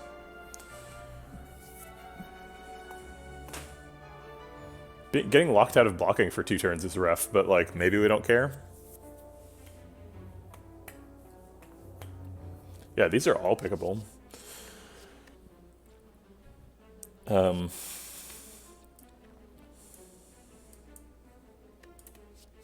is the upgrade for this? It's exactly the same as Impervious, except it costs 0, and it says you can't block for 2 turns. That's so funny.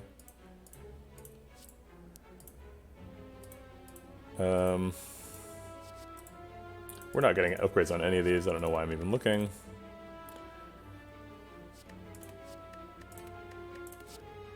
How about, like, skip Blind Panic Button?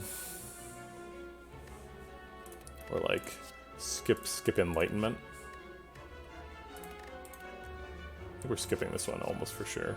I guess Madness does kind of the same thing as Enlightenment, huh?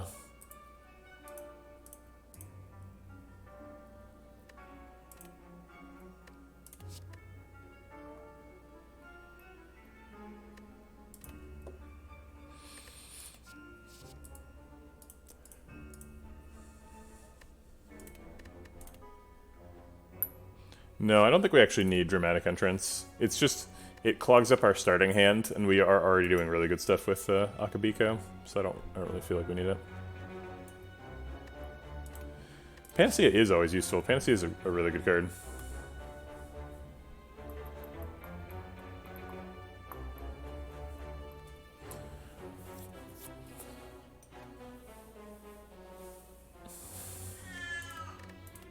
I mean, Dramatic Entrance does do 8 damage, so it's like, it's not nothing.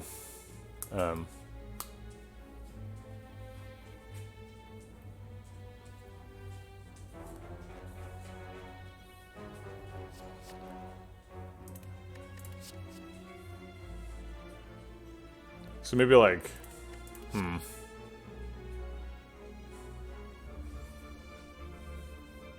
Yeah, this is definitely the hardest one. I could see any of these being right. I I think I like Panic Button, though. Panic Button is like, it does the thing this deck wants to do.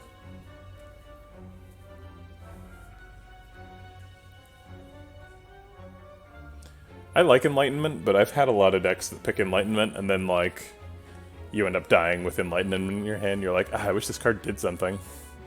I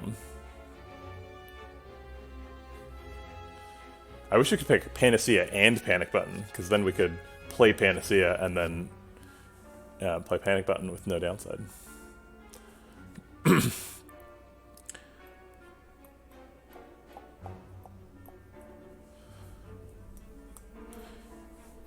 Yeah, Panic Button's a real weird one. I've never had a deck that's so good with Panic Button. But like with 2 copies of Body Slam, it seems like Panic Button is often just like, oh hey, I win right now, so I don't care about it next turn. Or like I set people to really low health and then next turn I draw Immolate or something, right? I think we're gonna try out Panic Button. I think maybe we just skip both of these. I don't want a Dramatic Entrance, and I don't think Blind does enough. We could take Madness since we skipped on the other card.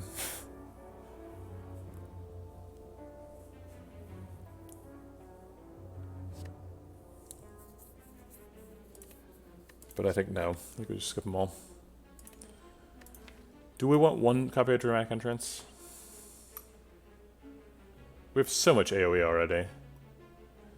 Yeah, I think we're good.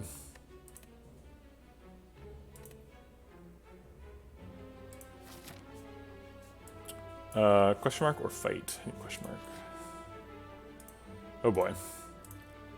I don't want any more of those. No thank you. No. No.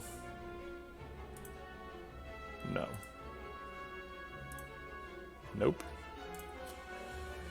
Okay. We didn't get any cards involuntarily added to the deck, so that's kind of a win. Shapes.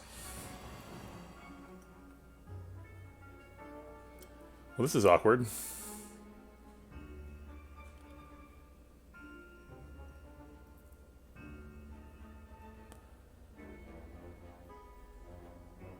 I guess we could double tap Body Slam just to get Pen-Nib charged. This is like just about the worst hand we could possibly get against Shapes.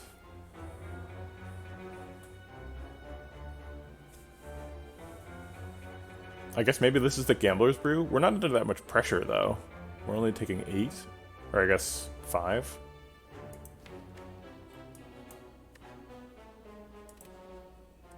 Yeah, I know. Akabika's not that good though in this fight. Like I don't want to AoE them. Recharging Pen-Nib is pretty important. Plus it does do 10 damage, it's like not nothing. Alright, I'm gonna do it. With 14 damage because of Boot. Thanks, Boot.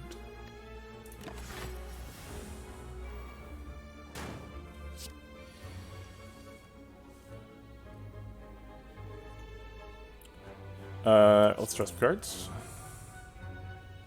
And then Impervious Immolate. Yeah, that seems pretty good.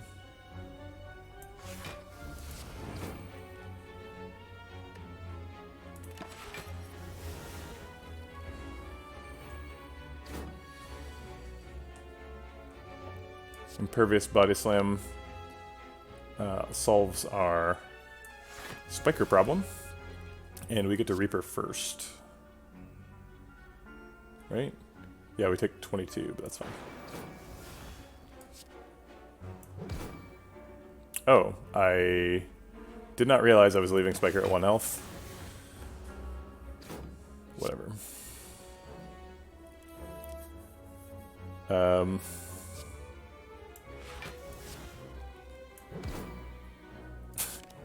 want to kill the Repulsor.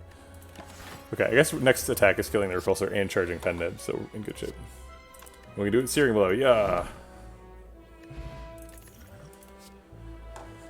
That was a good fight. Healed the full. Reaper is a good card, it turns out. Take Shrug It Off. True Grit. Or Iron Wave. I think we're passing on all these. They don't do enough. I like Iron Wave quite a bit, especially upgraded.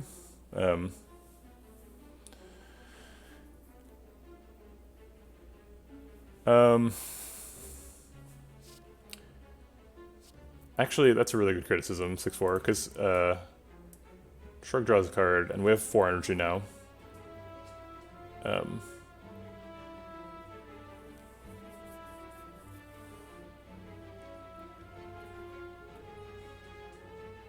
Yeah, earlier I didn't pick a Shrug It Off because I had 2 Ghostly Armors, but the deck has grown a little bit since then, and now we have 4 energy.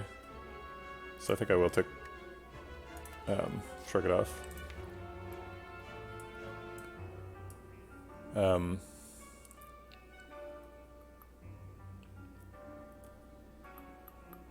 We do have a little bit extra draw, though, with Burning Pact. Burning Pact, Battle Trance, and 1 copy of Shrug It Off. That's fine, fine for draw for now. I think we go to the shop. It's possible that we afford Dead Branch, right? I think the low, maybe the low edge. I think the low edge of the range for Dead Branch is 200. I don't think it can cost less than 200. But it's also possible that it costs like 350. But I think shop is better than a voluntary fight here. We could take Orrery. I think we're passing on all these.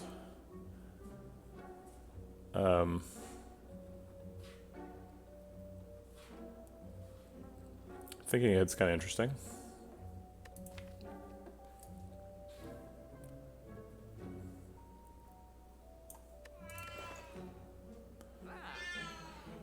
There's an Act 4 shop, that's the last one. Probably. We could do this one if we really want to.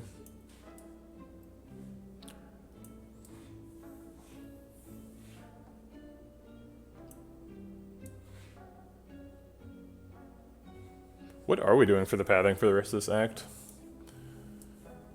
This right route seems kind of dangerous. 2 elites, 3 hallway fights, and then another elite.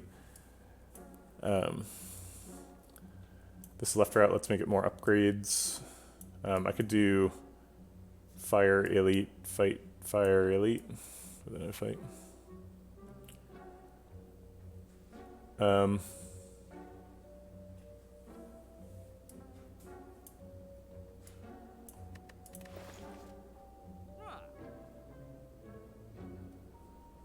Good card remove, maybe? Shockwave is also good. We have lots of ways of doing... We have lots of copies of Thunderclap, so we add 1 vulnerable a lot. But we don't ever add, like, a bunch of vulnerable. I mean, we do have Bash upgraded, too, but we don't... I don't end up playing Bash very much in Act 3 and beyond. Rarely seems like the most important thing to do.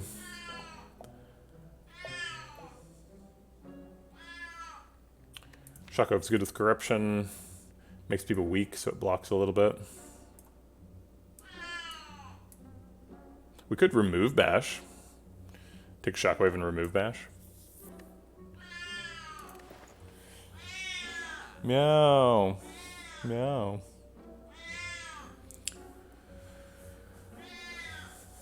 I'm going to check and make sure that I fed Coconut, because it's possible I did not.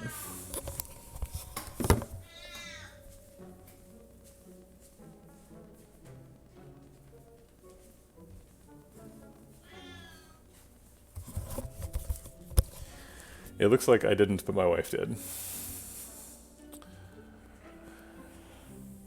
So that costs 200. We're not going to another shop soon. Yeah, I think Shockwave remove Bash is probably okay. Maybe we should remove Sword Boomerang instead, or like Twin Strike. Twin Strike's pretty bad.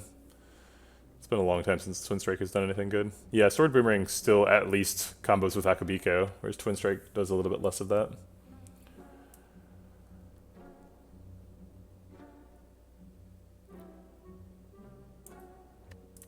Sure.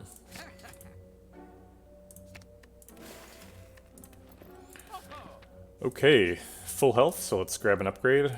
I think it's probably Searing Blow, because it gets an extra 9 damage. But I could consider Shockwave or Corruption.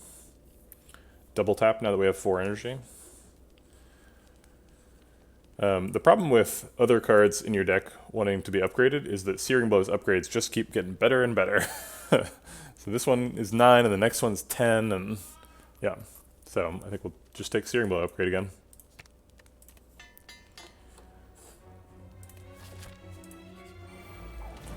Alright, Reptomancer.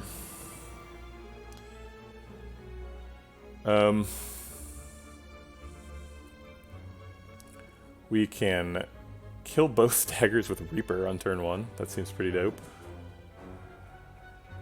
We can actually just kill them with Thunderclap, though. We can, like, Thunderclap Bash to make sure she's vulnerable for a long time. Okay. We're already full health, so there's no point in Reapering. Bash does 11 damage and establishes 3 vulnerable. Shockwave does 3, or I guess it does 16 damage. So is the 16 damage worth 3 charges of weak? I think no. I think I want that weak.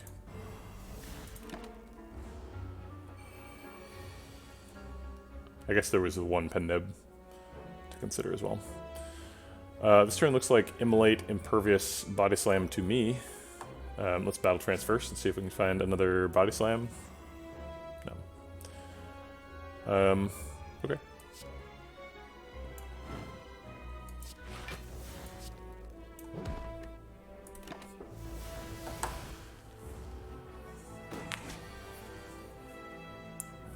Panic Button, Impervious, Body Slam is lethal, I believe. Although you have to do it in the other order.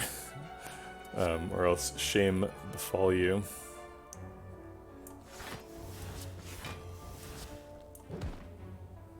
Got him. I guess I could have charged Pendant 1 more.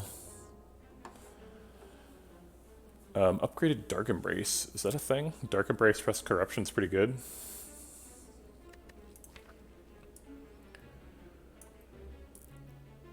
Shockwave exhausts, Panic Button, and Impervious's exhaust. That could help me pull off turns like Corruption, Dark Embrace, double Impervious into drawing a Body Slam.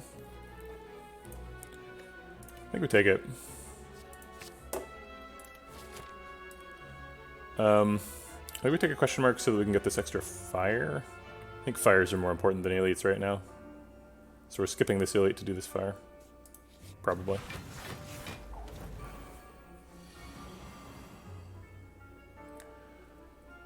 They're only attacking for 9. So we can Thunderclap Searing Blow to kill the one who's attacking.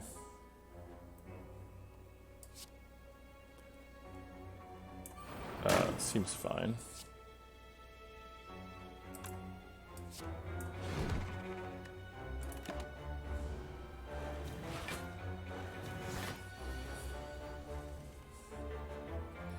Let's Battle Trance and see what we're getting.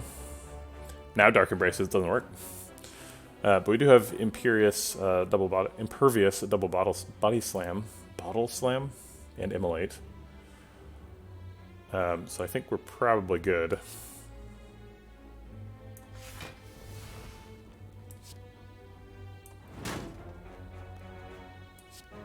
We're not quite charging Pendib, but we almost are, so now we get to use Akabiko on one thing and then Pendib on another thing. Ooh, Flex Pot. That's way better than Gambler's Brew. Definitely not an anger deck. Do we want a second to Shrug It Off?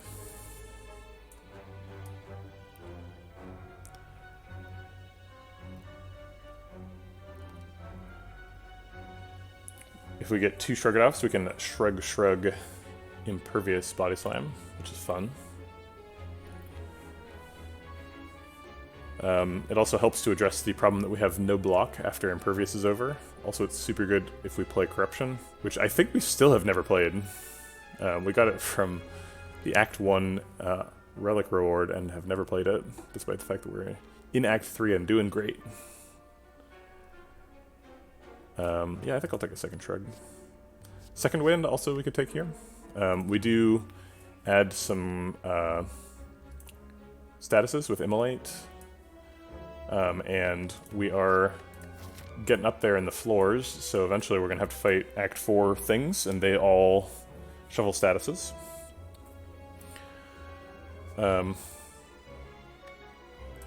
Also, if we play Dark Embrace and Second Wind, we draw a bunch of extra cards. Which, it's always weird to me that Second Wind doesn't draw any cards. It seems like it should draw cards, but it doesn't. So yeah, I think I'll take Second Wind. I think it's about time for that. Alright, I'm happy to pass on a Darkstone Parapt. I was going to be really sad if that was good. Yeah, if it was Dead Branch, I might have taken it, just to maybe we'll get a chest in one of these 2 question marks. I think we take an upgrade. Get the renowned 10 damage upgrade for +7.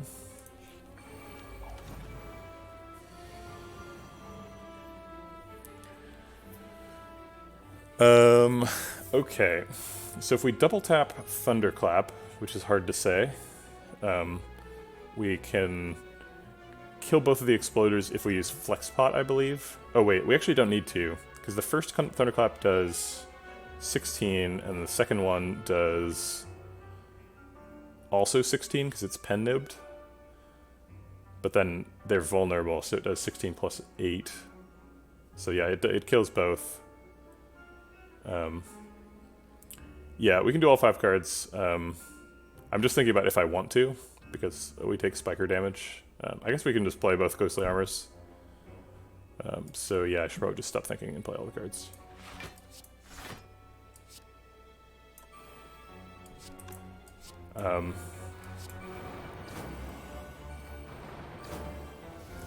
It does suck a little bit to totally discharge Pen-Nib before probably our next fight is an elite fight. Sometimes that's just how it is. Third copy of Body Slam Plus. I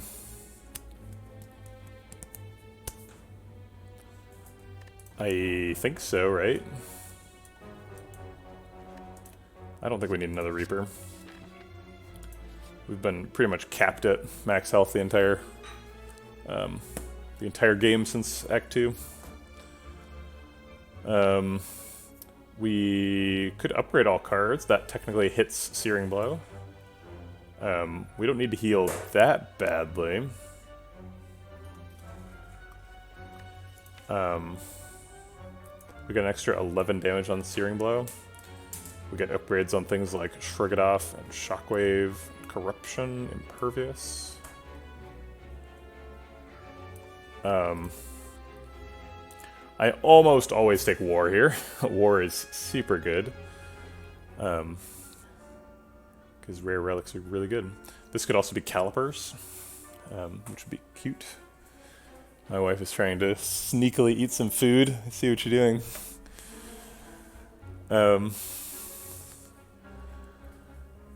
I think no longer being able to heal is probably going to kill us, though. We haven't been taking very much damage.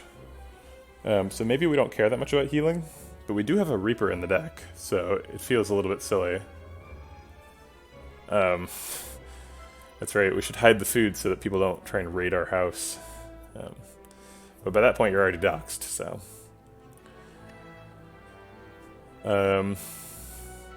yeah, there's so many good options for rares. Yeah, Calipers, Lizard Tail, there's just tons of them.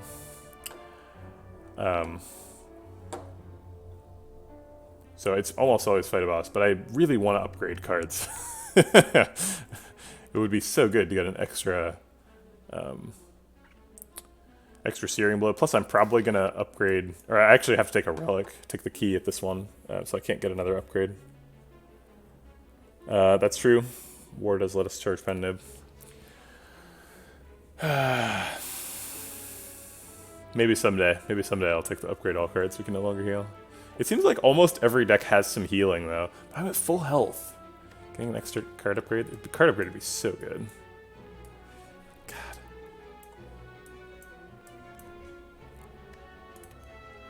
Alright, we're gonna look at all the rare relics.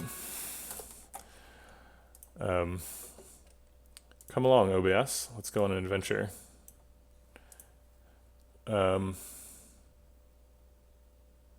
Okay. Rare relics. And we're just going to evaluate whether or not we think they are better than going to a boss fight. Where we expect the boss fight, we're going to exit it at full health with a pen nib charge. Okay, so full health, a pen nib charge, and one of these versus upgrading all of these cards. Most notably Corruption and Searing Blow. So get, what is the next upgrade? 11 damage on Searing Blow versus one of these. Okay, Birdface Turn, probably not very useful. That's worse, I think. Calipers, great. Probably much more useful. Captain's Wheel, great. Probably much more useful. Champion's Belt. We do actually apply quite a bit of vulnerable, so that's pretty useful. Charon's Ashes, that's pretty good. It's not amazing. We're getting it kind of too late in the run to build around it. Oh wait, why are we even talking about this? Dead Branch is an option. Dead Branch, absolutely game breaking. We should pick it immediately. Fossilized Helix, totally great. Does a lot of work. Sometimes it blocks for like 60 against the heart. Sometimes it blocks for 2 though. Gambling Ship is great. We already have that. Gear is terrible. Ice Cream is not useful. Incense Burn is great. Lizard Tail is great. Magic Flowers, wait. Yeah, Magic Flower is good because we're not taking the thing. It's okay. It's not like great. Mango's okay. Old Coin actually is great. Old Coin gives us a bunch of money. We're going to make it to Act 4, so we can spend it at the Act 4 shop. Peace Pipe, terrible. Pocket Watch, probably pretty good. Prayer Wheel's terrible. Shovel's terrible. Stone Calendar is actually kind of okay. Not amazing. Thread and Needle's kind of bad. It's too late in the run. Tori is great. Tungsten Rod is great. Turnip is actually pretty good. We do end up frail against like Time Lord. Unceasing Top is terrible. Wing Boots are terrible. So there's some bad options, but most of them are pretty good. And Dead Branch is in the pool. Dead Branch and charging Pen Nib is like, we should do this. As much as I want to get like 11 extra damage, it's not worth a chance at Dead Branch. Okay. So we can Dark Embrace Impervious to draw a card. Or we can Impervious Searing Blow Body Slam to like kill him. Yeah, sure. Yeah, Wing Boots is bad. It doesn't get us an extra fire. We'd probably go this way anyway. We might skip this fight for a shop, but that's the only change we'd probably make. Seems like it would be a mistake to not play Searing Blow. I think the goal is probably to play exactly 8 attacks in this fight. I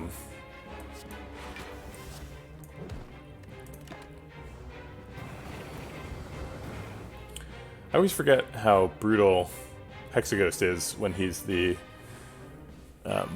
elite. So we're kind of getting wrecked here. I guess Shockwave is probably happening. We're taking 30. Are you serious? These do 12. If I do Flex Spot, there's no way I'm killing him. Drat. Well, that's... If I'd drawn a panic button, I would gladly play it right now. This is absolutely a panic situation. There's no way for me to draw. There's nothing we can do. We're just taking 30. we were supposed to get our Pen Nib up in this fight, not take a bunch of damage.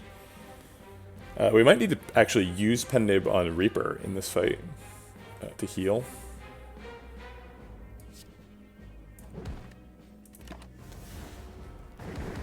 What a disaster.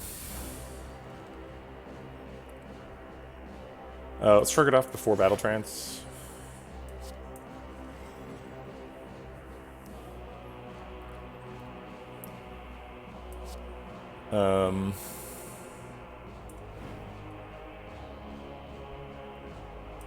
If we immolate and sword boomerang, we can't kill him next turn, but we can charge Pednib and then Reaper him.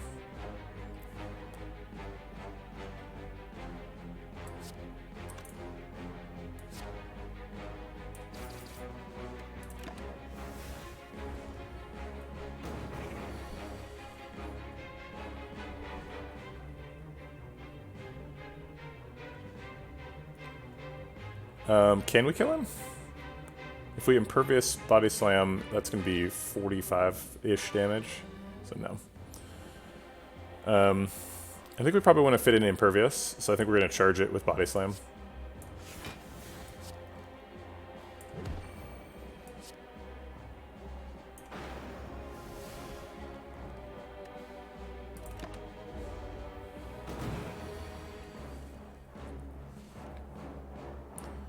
We've only got 11 health, so I don't think we're going to be able to play too many more attacks. So I'll just finish him.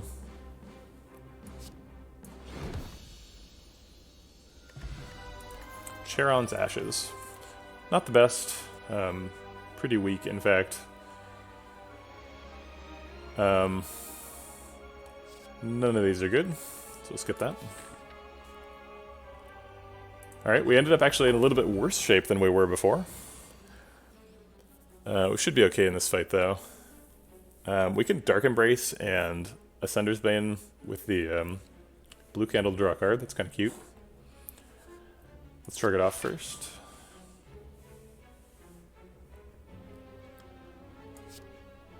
I'll take the extra healing. I guess we only need 8, huh? But this gets Reaper out of the deck and heals, so whatever. Oh, I forgot we get extra damage now when we exhaust stuff, so we could play Ascender's Bane just to exhaust it.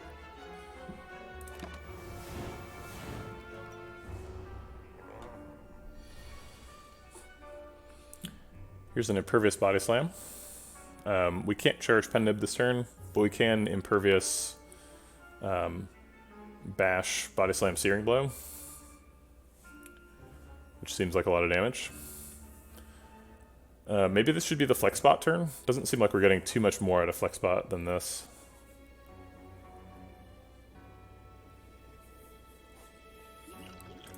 Okay.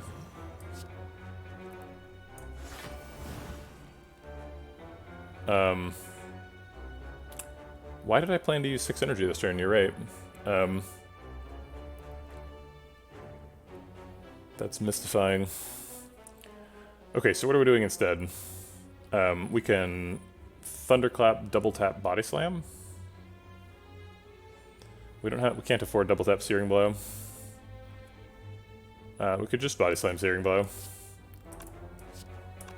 Not very exciting. But yeah, I think Thunderclap, Double Tap, Body Slam. I guess that's less damage than Searing Blow, huh? Searing Blow does so much damage. That card is insane.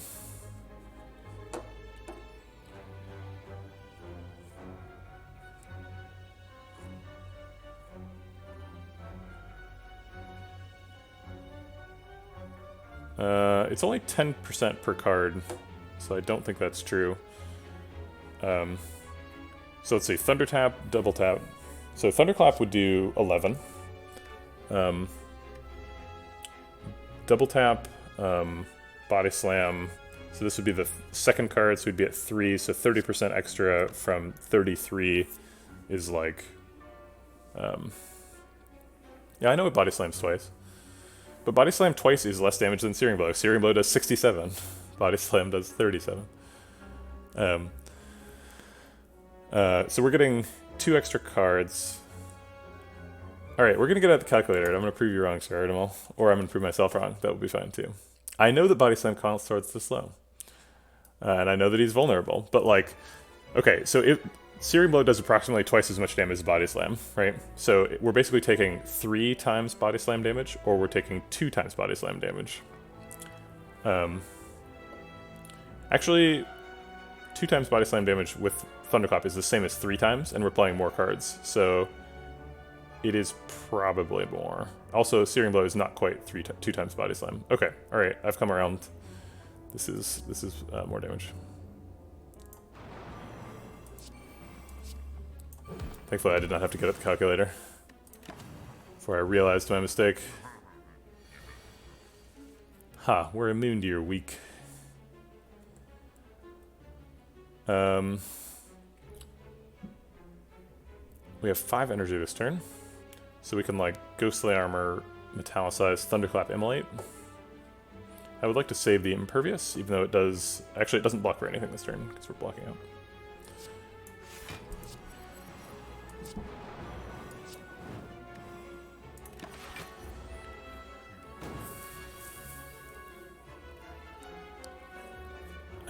Is it appropriate to panic button right now? Do we like die if we panic button? We have double Body Slam. We also have Dark Embrace, so we could just draw these 2 cards with Second Wind, and then play Impervious, and then double Body Slam. Second Wind gets rid of these 2 and blocks for 16, plus 31. And then we can draw with Battle Trance too. Yeah, okay, I like that. Plus the critical Charon's Ashes damage that nobody would ever forget about because it's very important.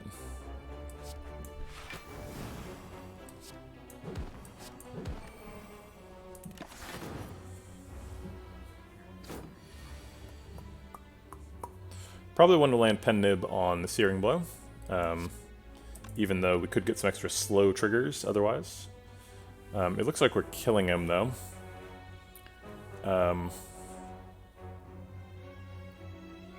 Yeah. I don't think we can kill him with Thunderclap, Searing Blow. And I would like to kill him this turn and not take 45, so... that'll be that. Ooh, Kunai. I don't know if we can actually proc that, but it's a good relic. In the presence of Kunai, Second Wave Iron Wave gets quite a bit better. We have 2 Body Slams. Or we have 3 Body Slams, right? Yeah, 3 Body Slams. Which will help us trigger Kunai. Now I wish I had an extra Shrug It Off.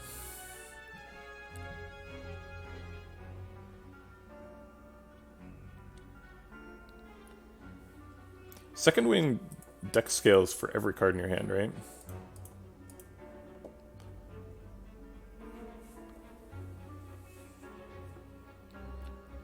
I don't think we need to like hard pivot towards Kunai synergy just because we see it, even though it is really good.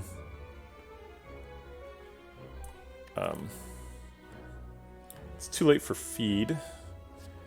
I guess Shrug It Off is also good with Kunai. Maybe not quite as good as Iron Wave, but it's a better card in general. And I was just talking about how I wanted another one, so I think I'll have to stick one. Okay, it's pretty important we try to charge Pen Nib this fight. Ideally to either 8 or 9, but those are both fine. We could draw with Shrug It Off or Dark Embrace Impervious. I think I like Dark Embrace Impervious, since we're going to want to Body Slam somebody this turn anyway.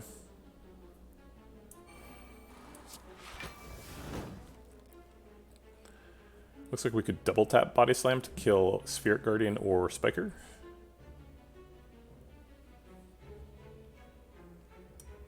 I think I like killing Spirit Guardian. We generate enough block that we don't have too much of a problem with Spiker. Oh wait, are we immune to Frail? We're immune to Weak. Okay, we'll kill the Spirit Guardian then. I guess I forgot about how much energy I had.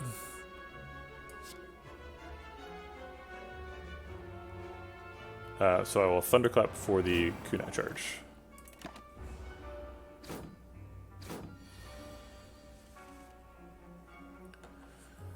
We can Shrug It Off and then Searing Blow to kill Spiker.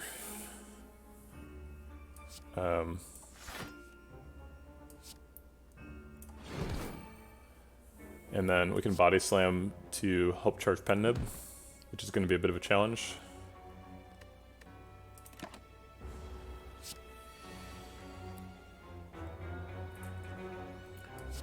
Thunderclap does minimum damage. Ghostly Armor blocks out. If we play this other Thunderclap, are we on track? Yeah, we just have to play one more card. So putting him to 2 is fine. Oh, I guess we're there. Okay, fine. Yeah, I said either 8 or 9, because then the Akabiko hits a different target than the Pen Nib, which is nice. We'll take a 4th Thunderclap and get our Collector bonus.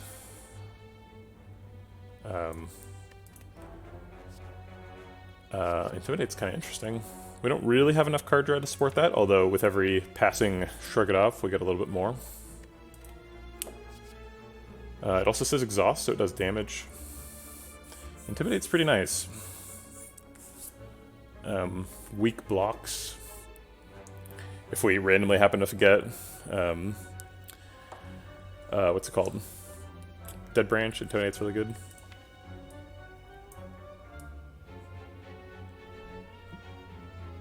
We do have a source of weak already in Shockwave.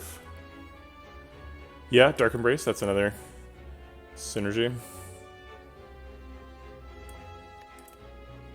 Also, it's upgraded, and that's just really nice. Upgraded Intimidate's quite a bit better than regular Intimidate. Alright, we'll do it. We have to take key here. Don't forget. Alright. Might be worth thinking about trying to save Akabiko to kill cultists immediately.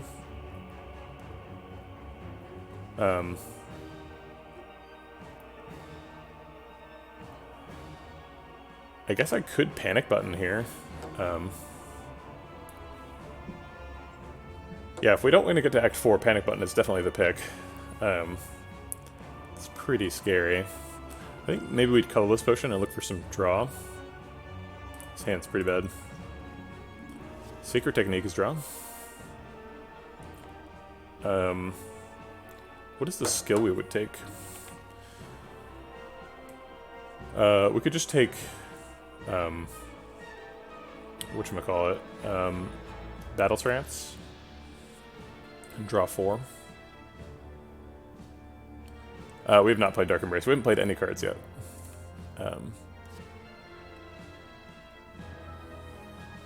Yeah, if we'd played Dark Embrace, then we could play Intimidate and draw. That'd be neat. Or Second Wind. We're definitely going to take Secret Technique and play it.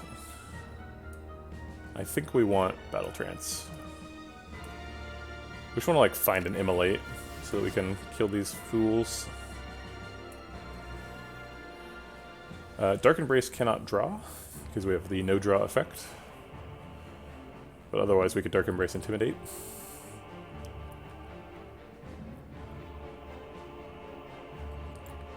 Somehow we didn't get an Intimidate, or an, God, I keep forgetting this card's name and I have 3 copies of it. Impervious. We didn't get an Impervious, but we do have 2 Body Slams. We could do a massive Second Wind. That'd be fun, but probably not a good idea.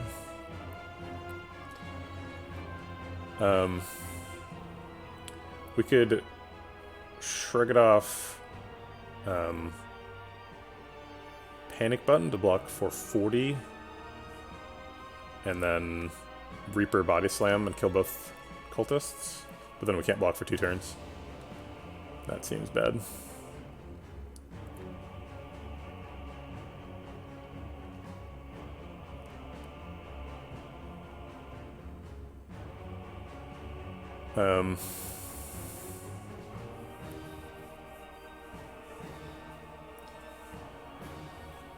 Yeah, so we get Akabiko and then Pen Nib. So we could Thunderclap with Akabiko and then Pen Nib probably on a Body Slam on a cultist.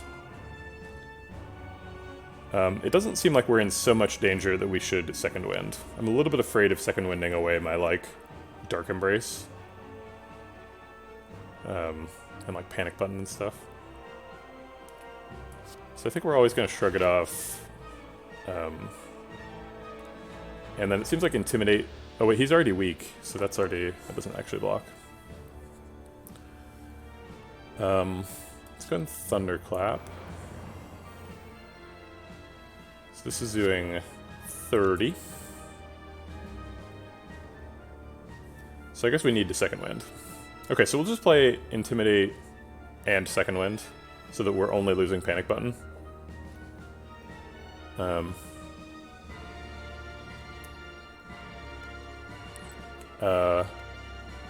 Doesn't quite work. Yeah, oh, good point. So we've only got 2 cards left, so maybe we should abandon Body Slamming them. Or we could just play both Body Slams right now. Damage is really low for a Pen Nib. I guess we just Pen Nib Reaper. Just does damage. And then this does 10. We're not killing either of them, but we're probably going to draw like a Thunderclap or a Immolate next turn. We don't have to kill them all this turn.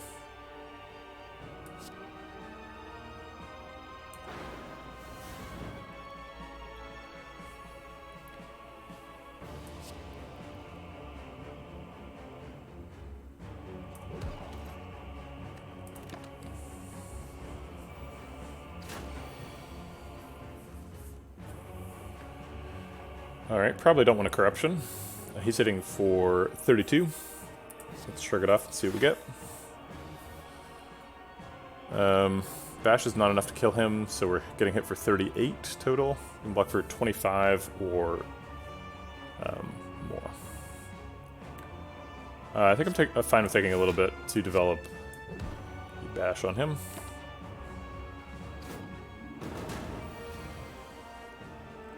Alright, Thunderclap kills him. We could double tap it, just to develop some vulnerable. Looks like we're probably Imperviousing this turn. So it's either Thunderclap, Sword Boomerang, or double tap Thunderclap. And I think I like developing a vulnerable for next turn when we might draw Searing Blow or Immolate.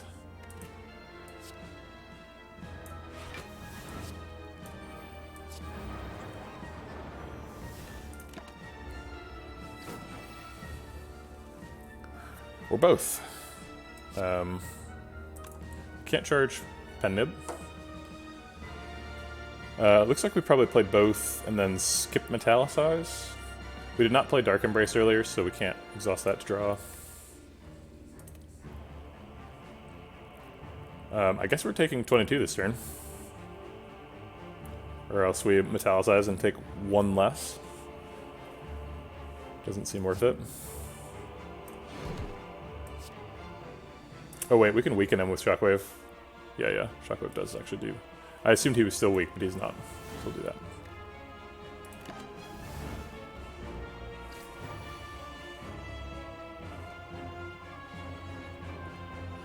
Probably want to Burning Pact the Thunderclap to draw.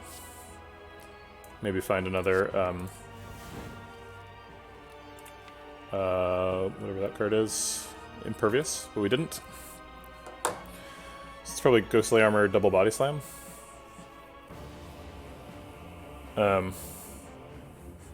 Yeah, I chose not to Metallicize so that he didn't have extra strength on a multi-attack turn.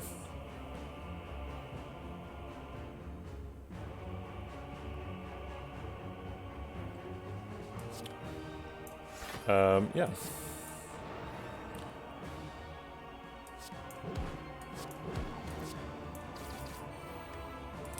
Alright, we got Pen Nib charged, he's vulnerable.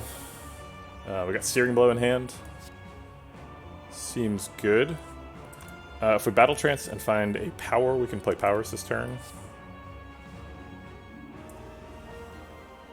Corruption is not the power I was thinking about. Sorry, yeah, I'm supposed to say those things out loud because it's the whole point of this stream, but sometimes I don't remember. I'll play Ghostly Armor to keep it.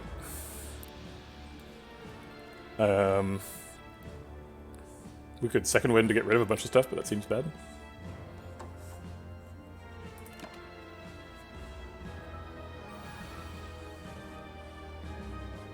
Alright, let's shrug it off to draw. And draw again. We could panic button, but we don't really need to. We can intimidate. Do we impervious block for 9?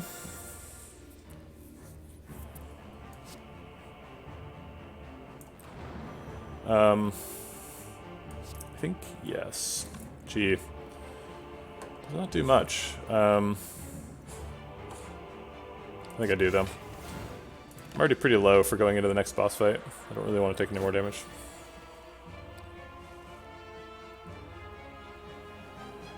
Alright, let's shrug it off. And metallicize, so now we're only taking 1 damage this turn. And then we can double tap Thunderclap to have vulnerable up for next turn.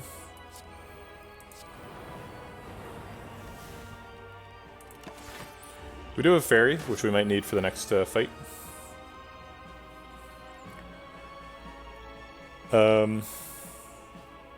We can develop Dark Embrace and Ghostly Armor Body Slam, along with Searing Blow. We're not charging Pen Nib either way. Alternately, we could Body Slam, Immolate, Searing Blow, which is still not lethal or even close to it.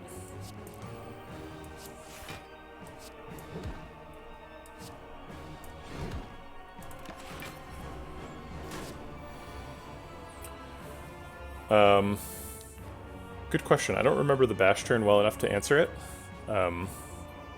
Did I double tap Thunderclap over bash? Because that's probably a mistake. Getting vulnerable for an extra turn would have been better. So if that was the situation, I misplayed. Yeah, that was wrong. Let's draw a card. And let's draw some more cards. Alright, looks like this might be the Second Wind or Panic Button situation.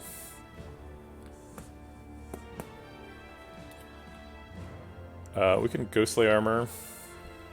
Let's see, I guess if we Ghostly Armor... No, we can Ghostly Armor and Second Wind and Thunderclap Bash. So we save Ghostly Armor from Second Wind, and then we lose 1, 2, 3 cards, so we get 30 block. Yeah, so we're doing the panic button, but we don't have to play it, basically. Okay.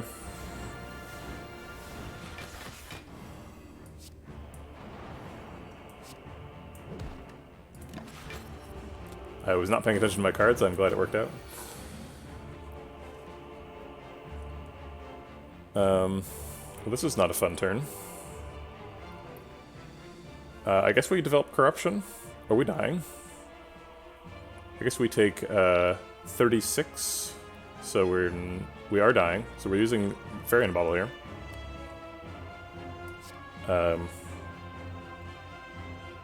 We'll get Corruption down. Oh, that's true. It does draw.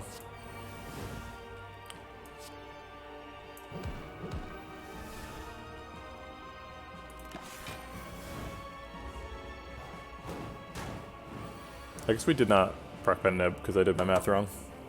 Still hurt, but we should get lethal this turn with Pen Nib to Body Slam, Impervious in hand.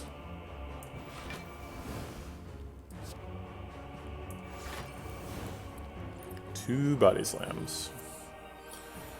Maybe we should think about Pen Nib next fight now that we clearly have lethal.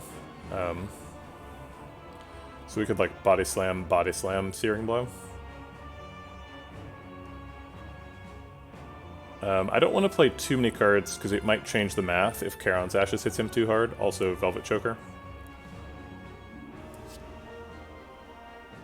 So let's play that, and this, and that for lethal. Okay.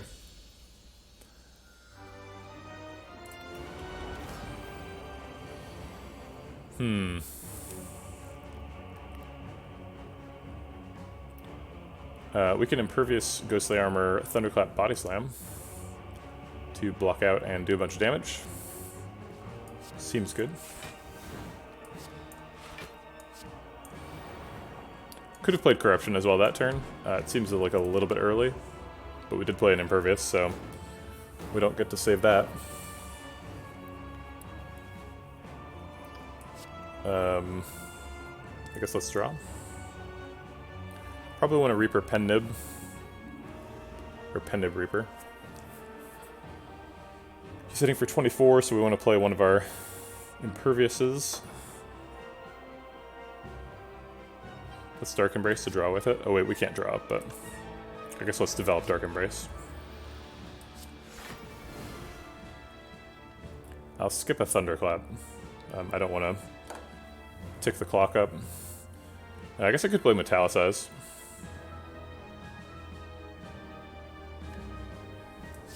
We don't have enough energy for Bash.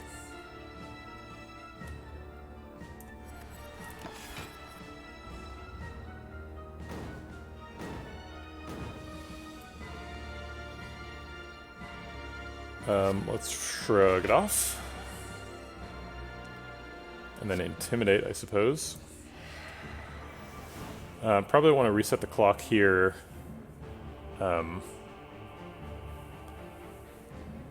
So that we're not dealing with 2 cards next turn. But maybe we can deal with 2 cards next turn. Maybe next turn is just like Impervious Searing Blow or something. We're not dead. We're fine. I mean, we're gonna Fairy in a Bottle.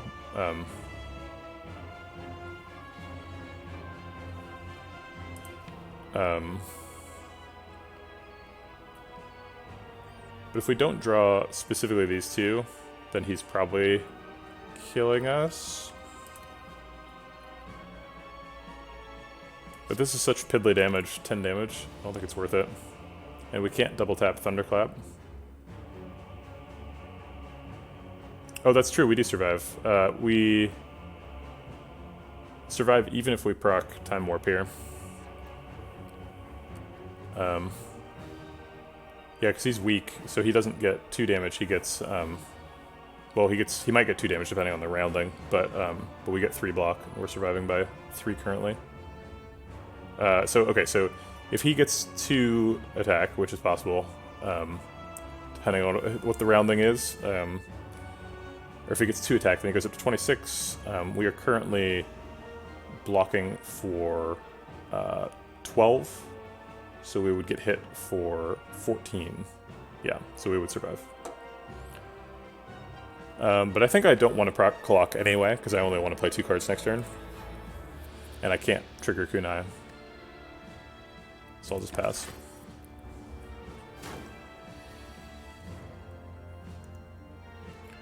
I didn't know it was going to be these cards. I guess actually Ghostly Armor, Shrug It Off, we still survive.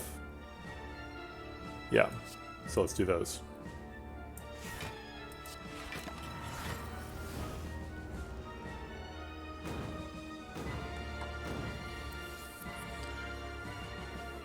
We can Impervious and survive here too.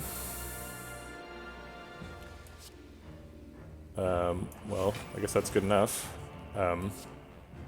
Get in a Searing Blow. Maybe we need a Reaper, but we can't give up 62 damage to Reaper.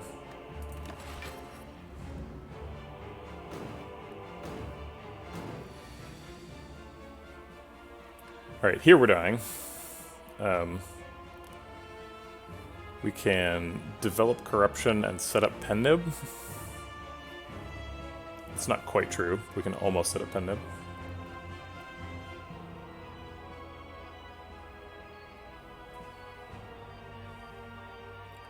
Corruption does cause us to draw, that's true.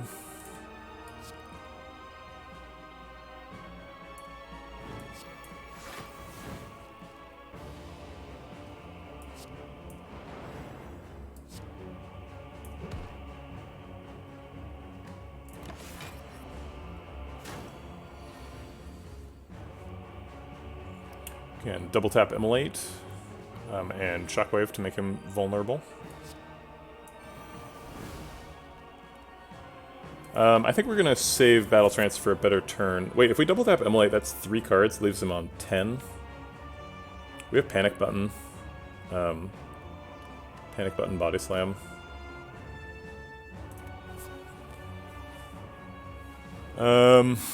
He's still at 300 though. If we Panic Button, we're probably losing. But if we don't double tap Immolate, let's see, if we do double tap Immolate, it's 86 damage. So he actually breaks right now. Okay.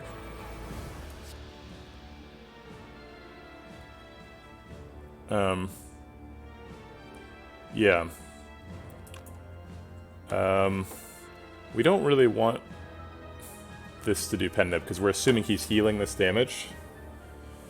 Maybe he's not healing the damage. Maybe we can hit him so hard that we kill him.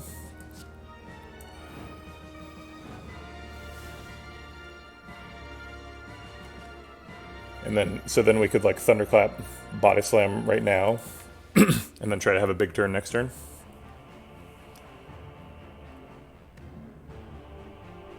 A big turn in which we kill him.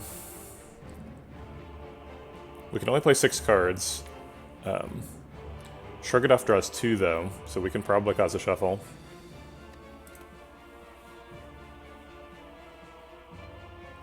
I think this is probably the out. Oh wait, we could Battle Trance if we don't like these cards. We can Battle Trance to make it shuffle sooner. We risk drawing Panic Button or Body Slam, or Ghostly Armor, so that our Body Slam is weaker. But I think these cards are bad. We need to get back to Searing Blow if we want to win the fight. So let's Battle Trance and cycle through a little bit. Ooh, we also missed all the good cards. That's great. Yeah, this is great. He's going to be vulnerable next turn no matter what, so we should do whatever's max damage. But that is also a Thunderclap, so...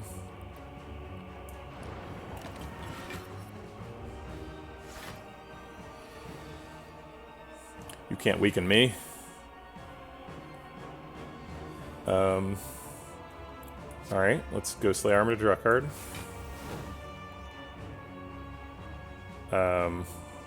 Second Wind blocks for 6 and draws a card.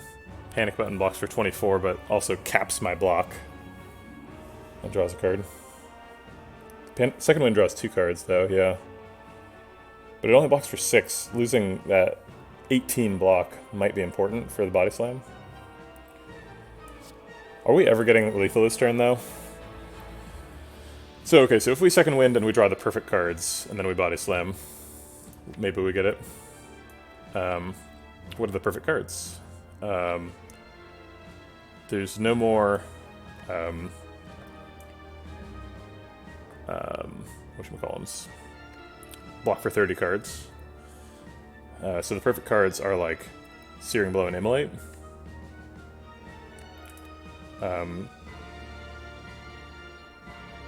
So we've got 5 cards left on the choker. So if those cards are Panic Button, Second Wind, Body Slam, Searing Blow, Immolate, do we win? I guess an alternate strategy could be draw a double Shrug It Off and then triple Body Slam. Or I guess we can only afford one of those Shrug It Offs. Actually, if we block for 24, then Body Slam is almost as much damage as Searing Blow. Not quite, but... Or it's more damage than Immolate. So I guess the best cards are Searing Blow, Body Slam.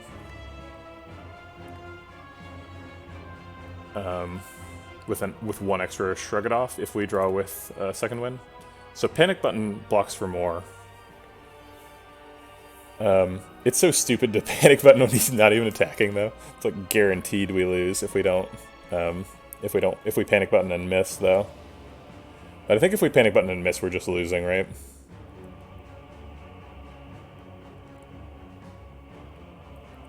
The other strategy is just play nothing and say we didn't get it.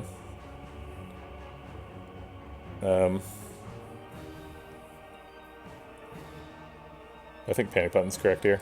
We picked it, right? This is a panic situation. We have to panic. This is the time to hit the button. Alright, we drew Slimed, which is not great. We can draw 2 cards with Second Wind.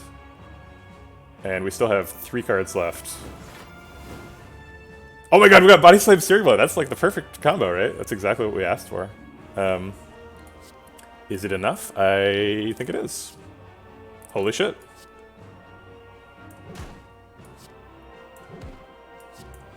Alright. Calculated. Great. We're going to Act 4.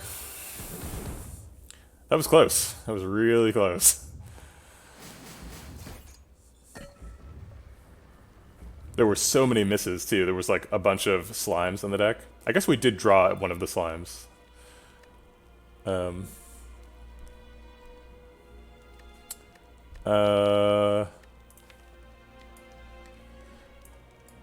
So, okay, so we get... we go to full health. We get 13 health. Or we get...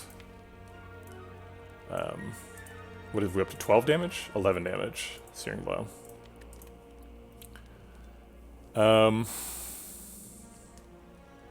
We have to count on Reaper to heal us. We need that Searing Blow damage to win the fight.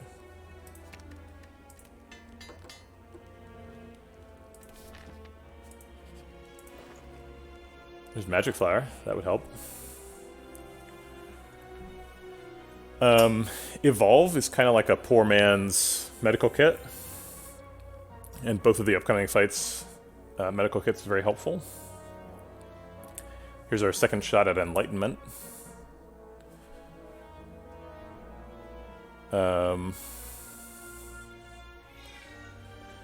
We can afford potions, and we never bought Sozu, so probably should.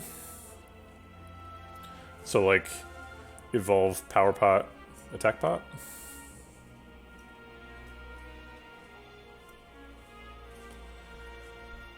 Does Orichalcum do anything? I don't think so.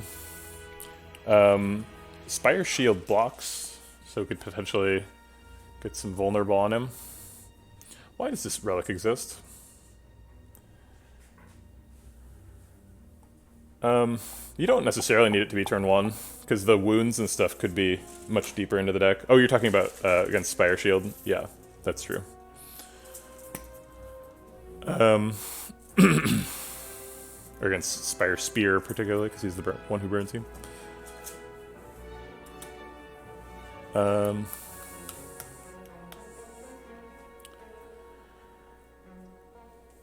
What would we card remove? It's probably time for Sword Boomerang to go.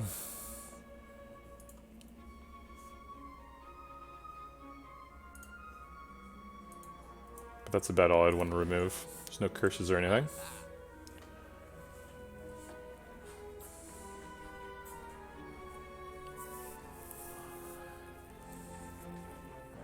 I think we're okay without Evolve. I don't think we need Evolve.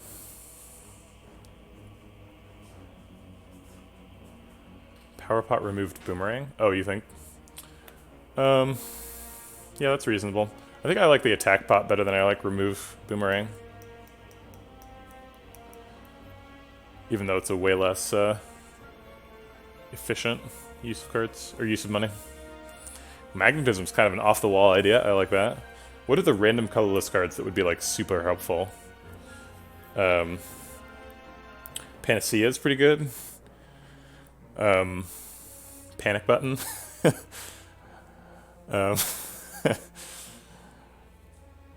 There's that card that blocks for 5. I don't think Magnetism is consistently useful enough to be good, but it's a good idea. Okay, I think we're definitely doing the Power Pot. Whirlwind's kind of interesting, actually. Whirlwind, we have Kunai, so, like, getting an extra...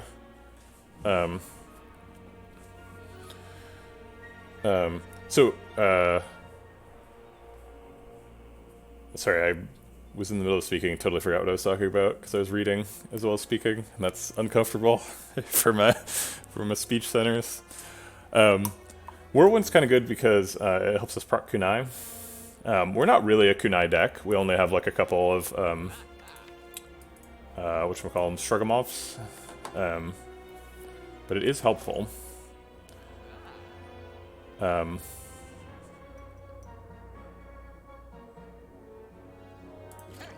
Sure, let's try it.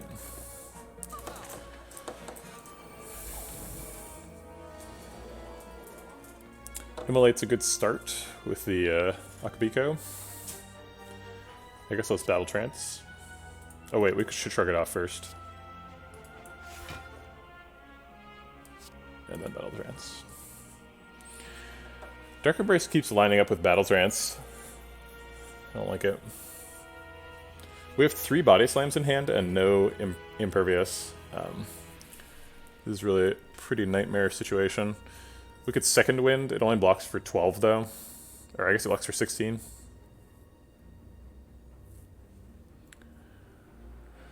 So then the line would be second wind, triple body slam, immolate. We can't play that many cards. We could play double body slam, immolate. It blocks out. We lose intimidate, but intimidate's not good in this fight because they have artifacts up. Losing Dark Embrace sucks though.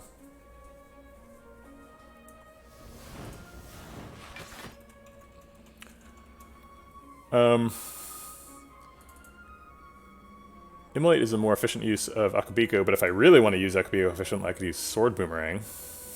Sword Boomerang is the ideal Akabiko target. Although why didn't we take that Pummel? What was Pummel up against a long time ago? I remember we saw one. We were offered a Pummel Plus. Imagine how good Pummel would be right now.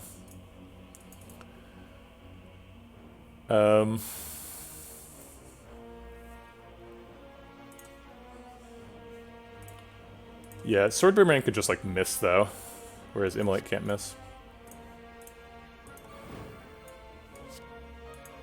Yeah, also if we played Sword Boomerang, we can't play Immolate this turn, which is like super important. Okay, still pretty good turn one. I like it. Hey, look, that Whirlwind is paying off.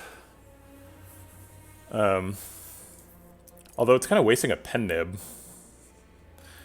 You know what maybe we do? We might Thunderclap, Attack Pot, Searing Blow here. Yeah, I think I will. We can Headbutt. What would we Headbutt? Probably Body Slam?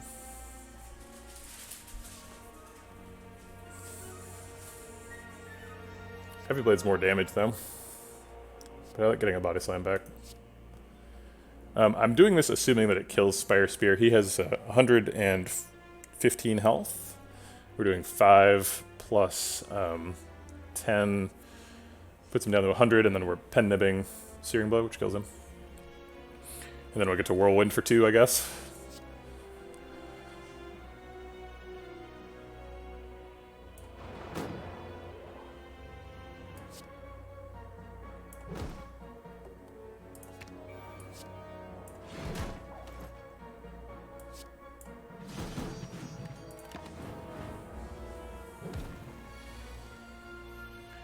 Alright, we managed to line up Body Slam with an Impervious.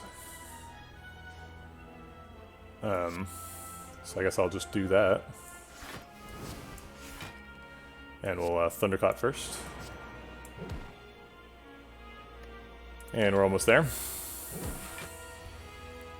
Oh right, he blocks for 99. So we're not even close to there. But we can use the extra attacks to charge Pen Nib. Let's draw first. For Shockwave, he's weak, but I guess we can just Metallicize to block. And then we double tap Thunderclap to charge Pen Nib as much as we can. And we're on to the heart fight. Or not. Neither of these is attacks either. And we didn't play our other thing. So I guess we'll draw. Oh, right. Charon's Ashes. Cool. Well, Lantern's good. Appreciate that.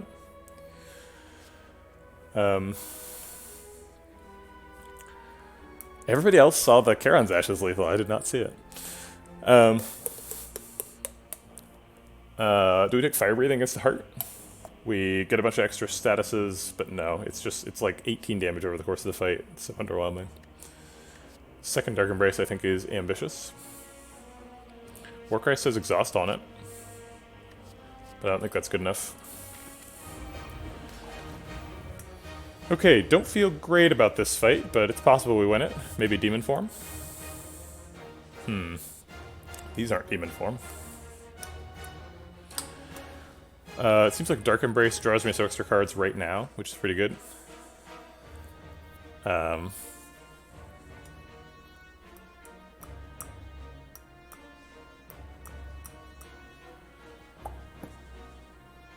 Flame Barrier would have been really nice. Yeah, we wanted a Flame Barrier the whole run. Flame Barrier would have been super good. I would love to trigger Kunai this turn, but we need to draw a card to do that, and the only way to draw cards is either Dark Embrace or Burning Pact. Or both. I guess if we Corruption, we also draw a bunch of cards.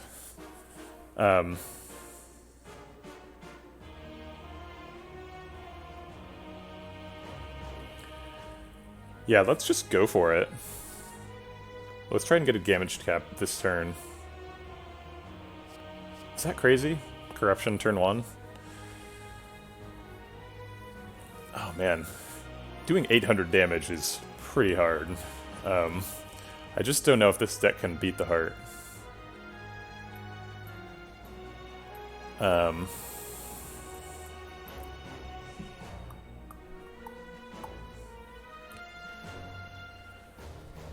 This is a really tough decision, too.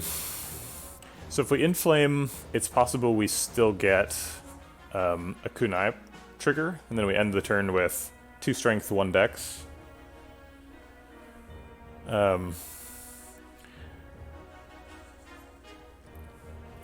Okay, so how many turns are we planning on surviving against the Heart? We can face tank 1 attack, basically. And we have to draw Impervious or Emergency button? Panic button. For the other, like, 4 attacks that we need to survive. So that gives us, like, 6 turns to kill him. So I think Corruption now is correct. And then we just never play the other Corruption. We, like, second wind it at some point.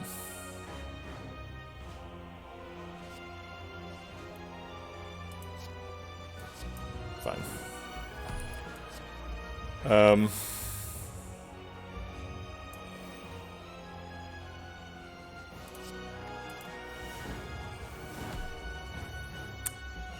We can't Panic Button right now. That would be suicide. Double Tap gives us the Kunai proc. We're getting beaten up by the beat a little bit. We also only have 3 cards left.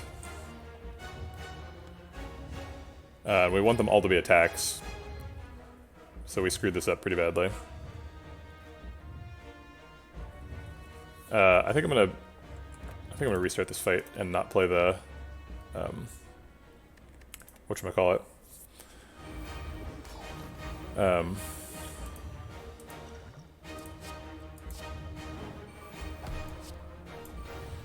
I picked Ghostly Armor over Shockwave here. Maybe I should pick Thunderclap.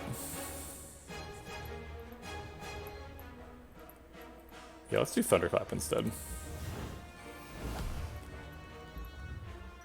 We are definitely not damage capping. Even if we Panic Button Body Slammed, we wouldn't get there.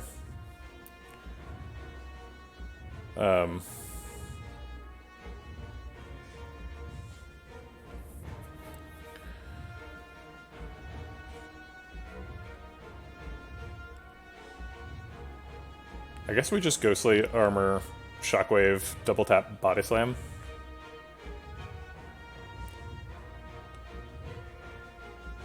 One, two, three, four, five. Nope. We only get one of them. I guess we do Battle Trance then. Let's Ghostly Armor first so we're not getting beaten up so badly.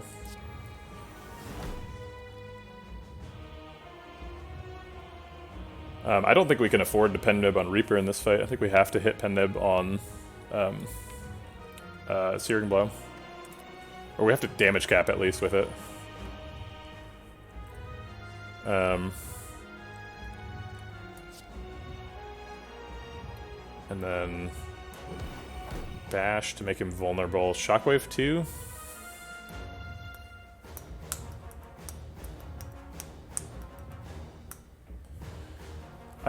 Yeah, maybe, but what else were we gonna do?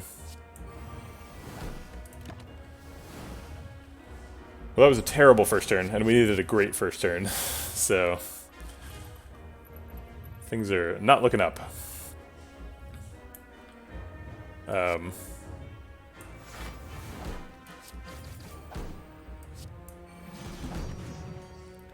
Alright, that has to be GG on the run. There's no way we win after this terrible start to the heart fight.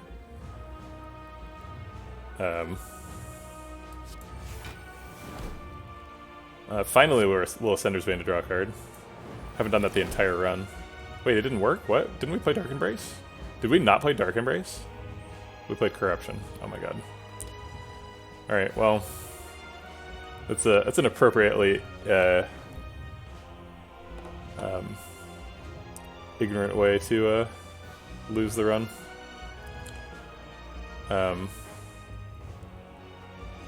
Yeah, there was no way to win that one, I don't think. This was just a really tough heart fight. We triggered Pen Nib and Boot on the same turn.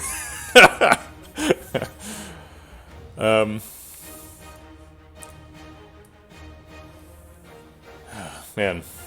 Yeah, I'm not sure if this deck could have ever turned to the corner against the heart. I just, like, ever since Act 1's boss reward, where we got 3 Impervious and a Corruption, like, I was asking myself, like, yeah, but how do we beat the heart? And it seems like I did not find the answer. Blam.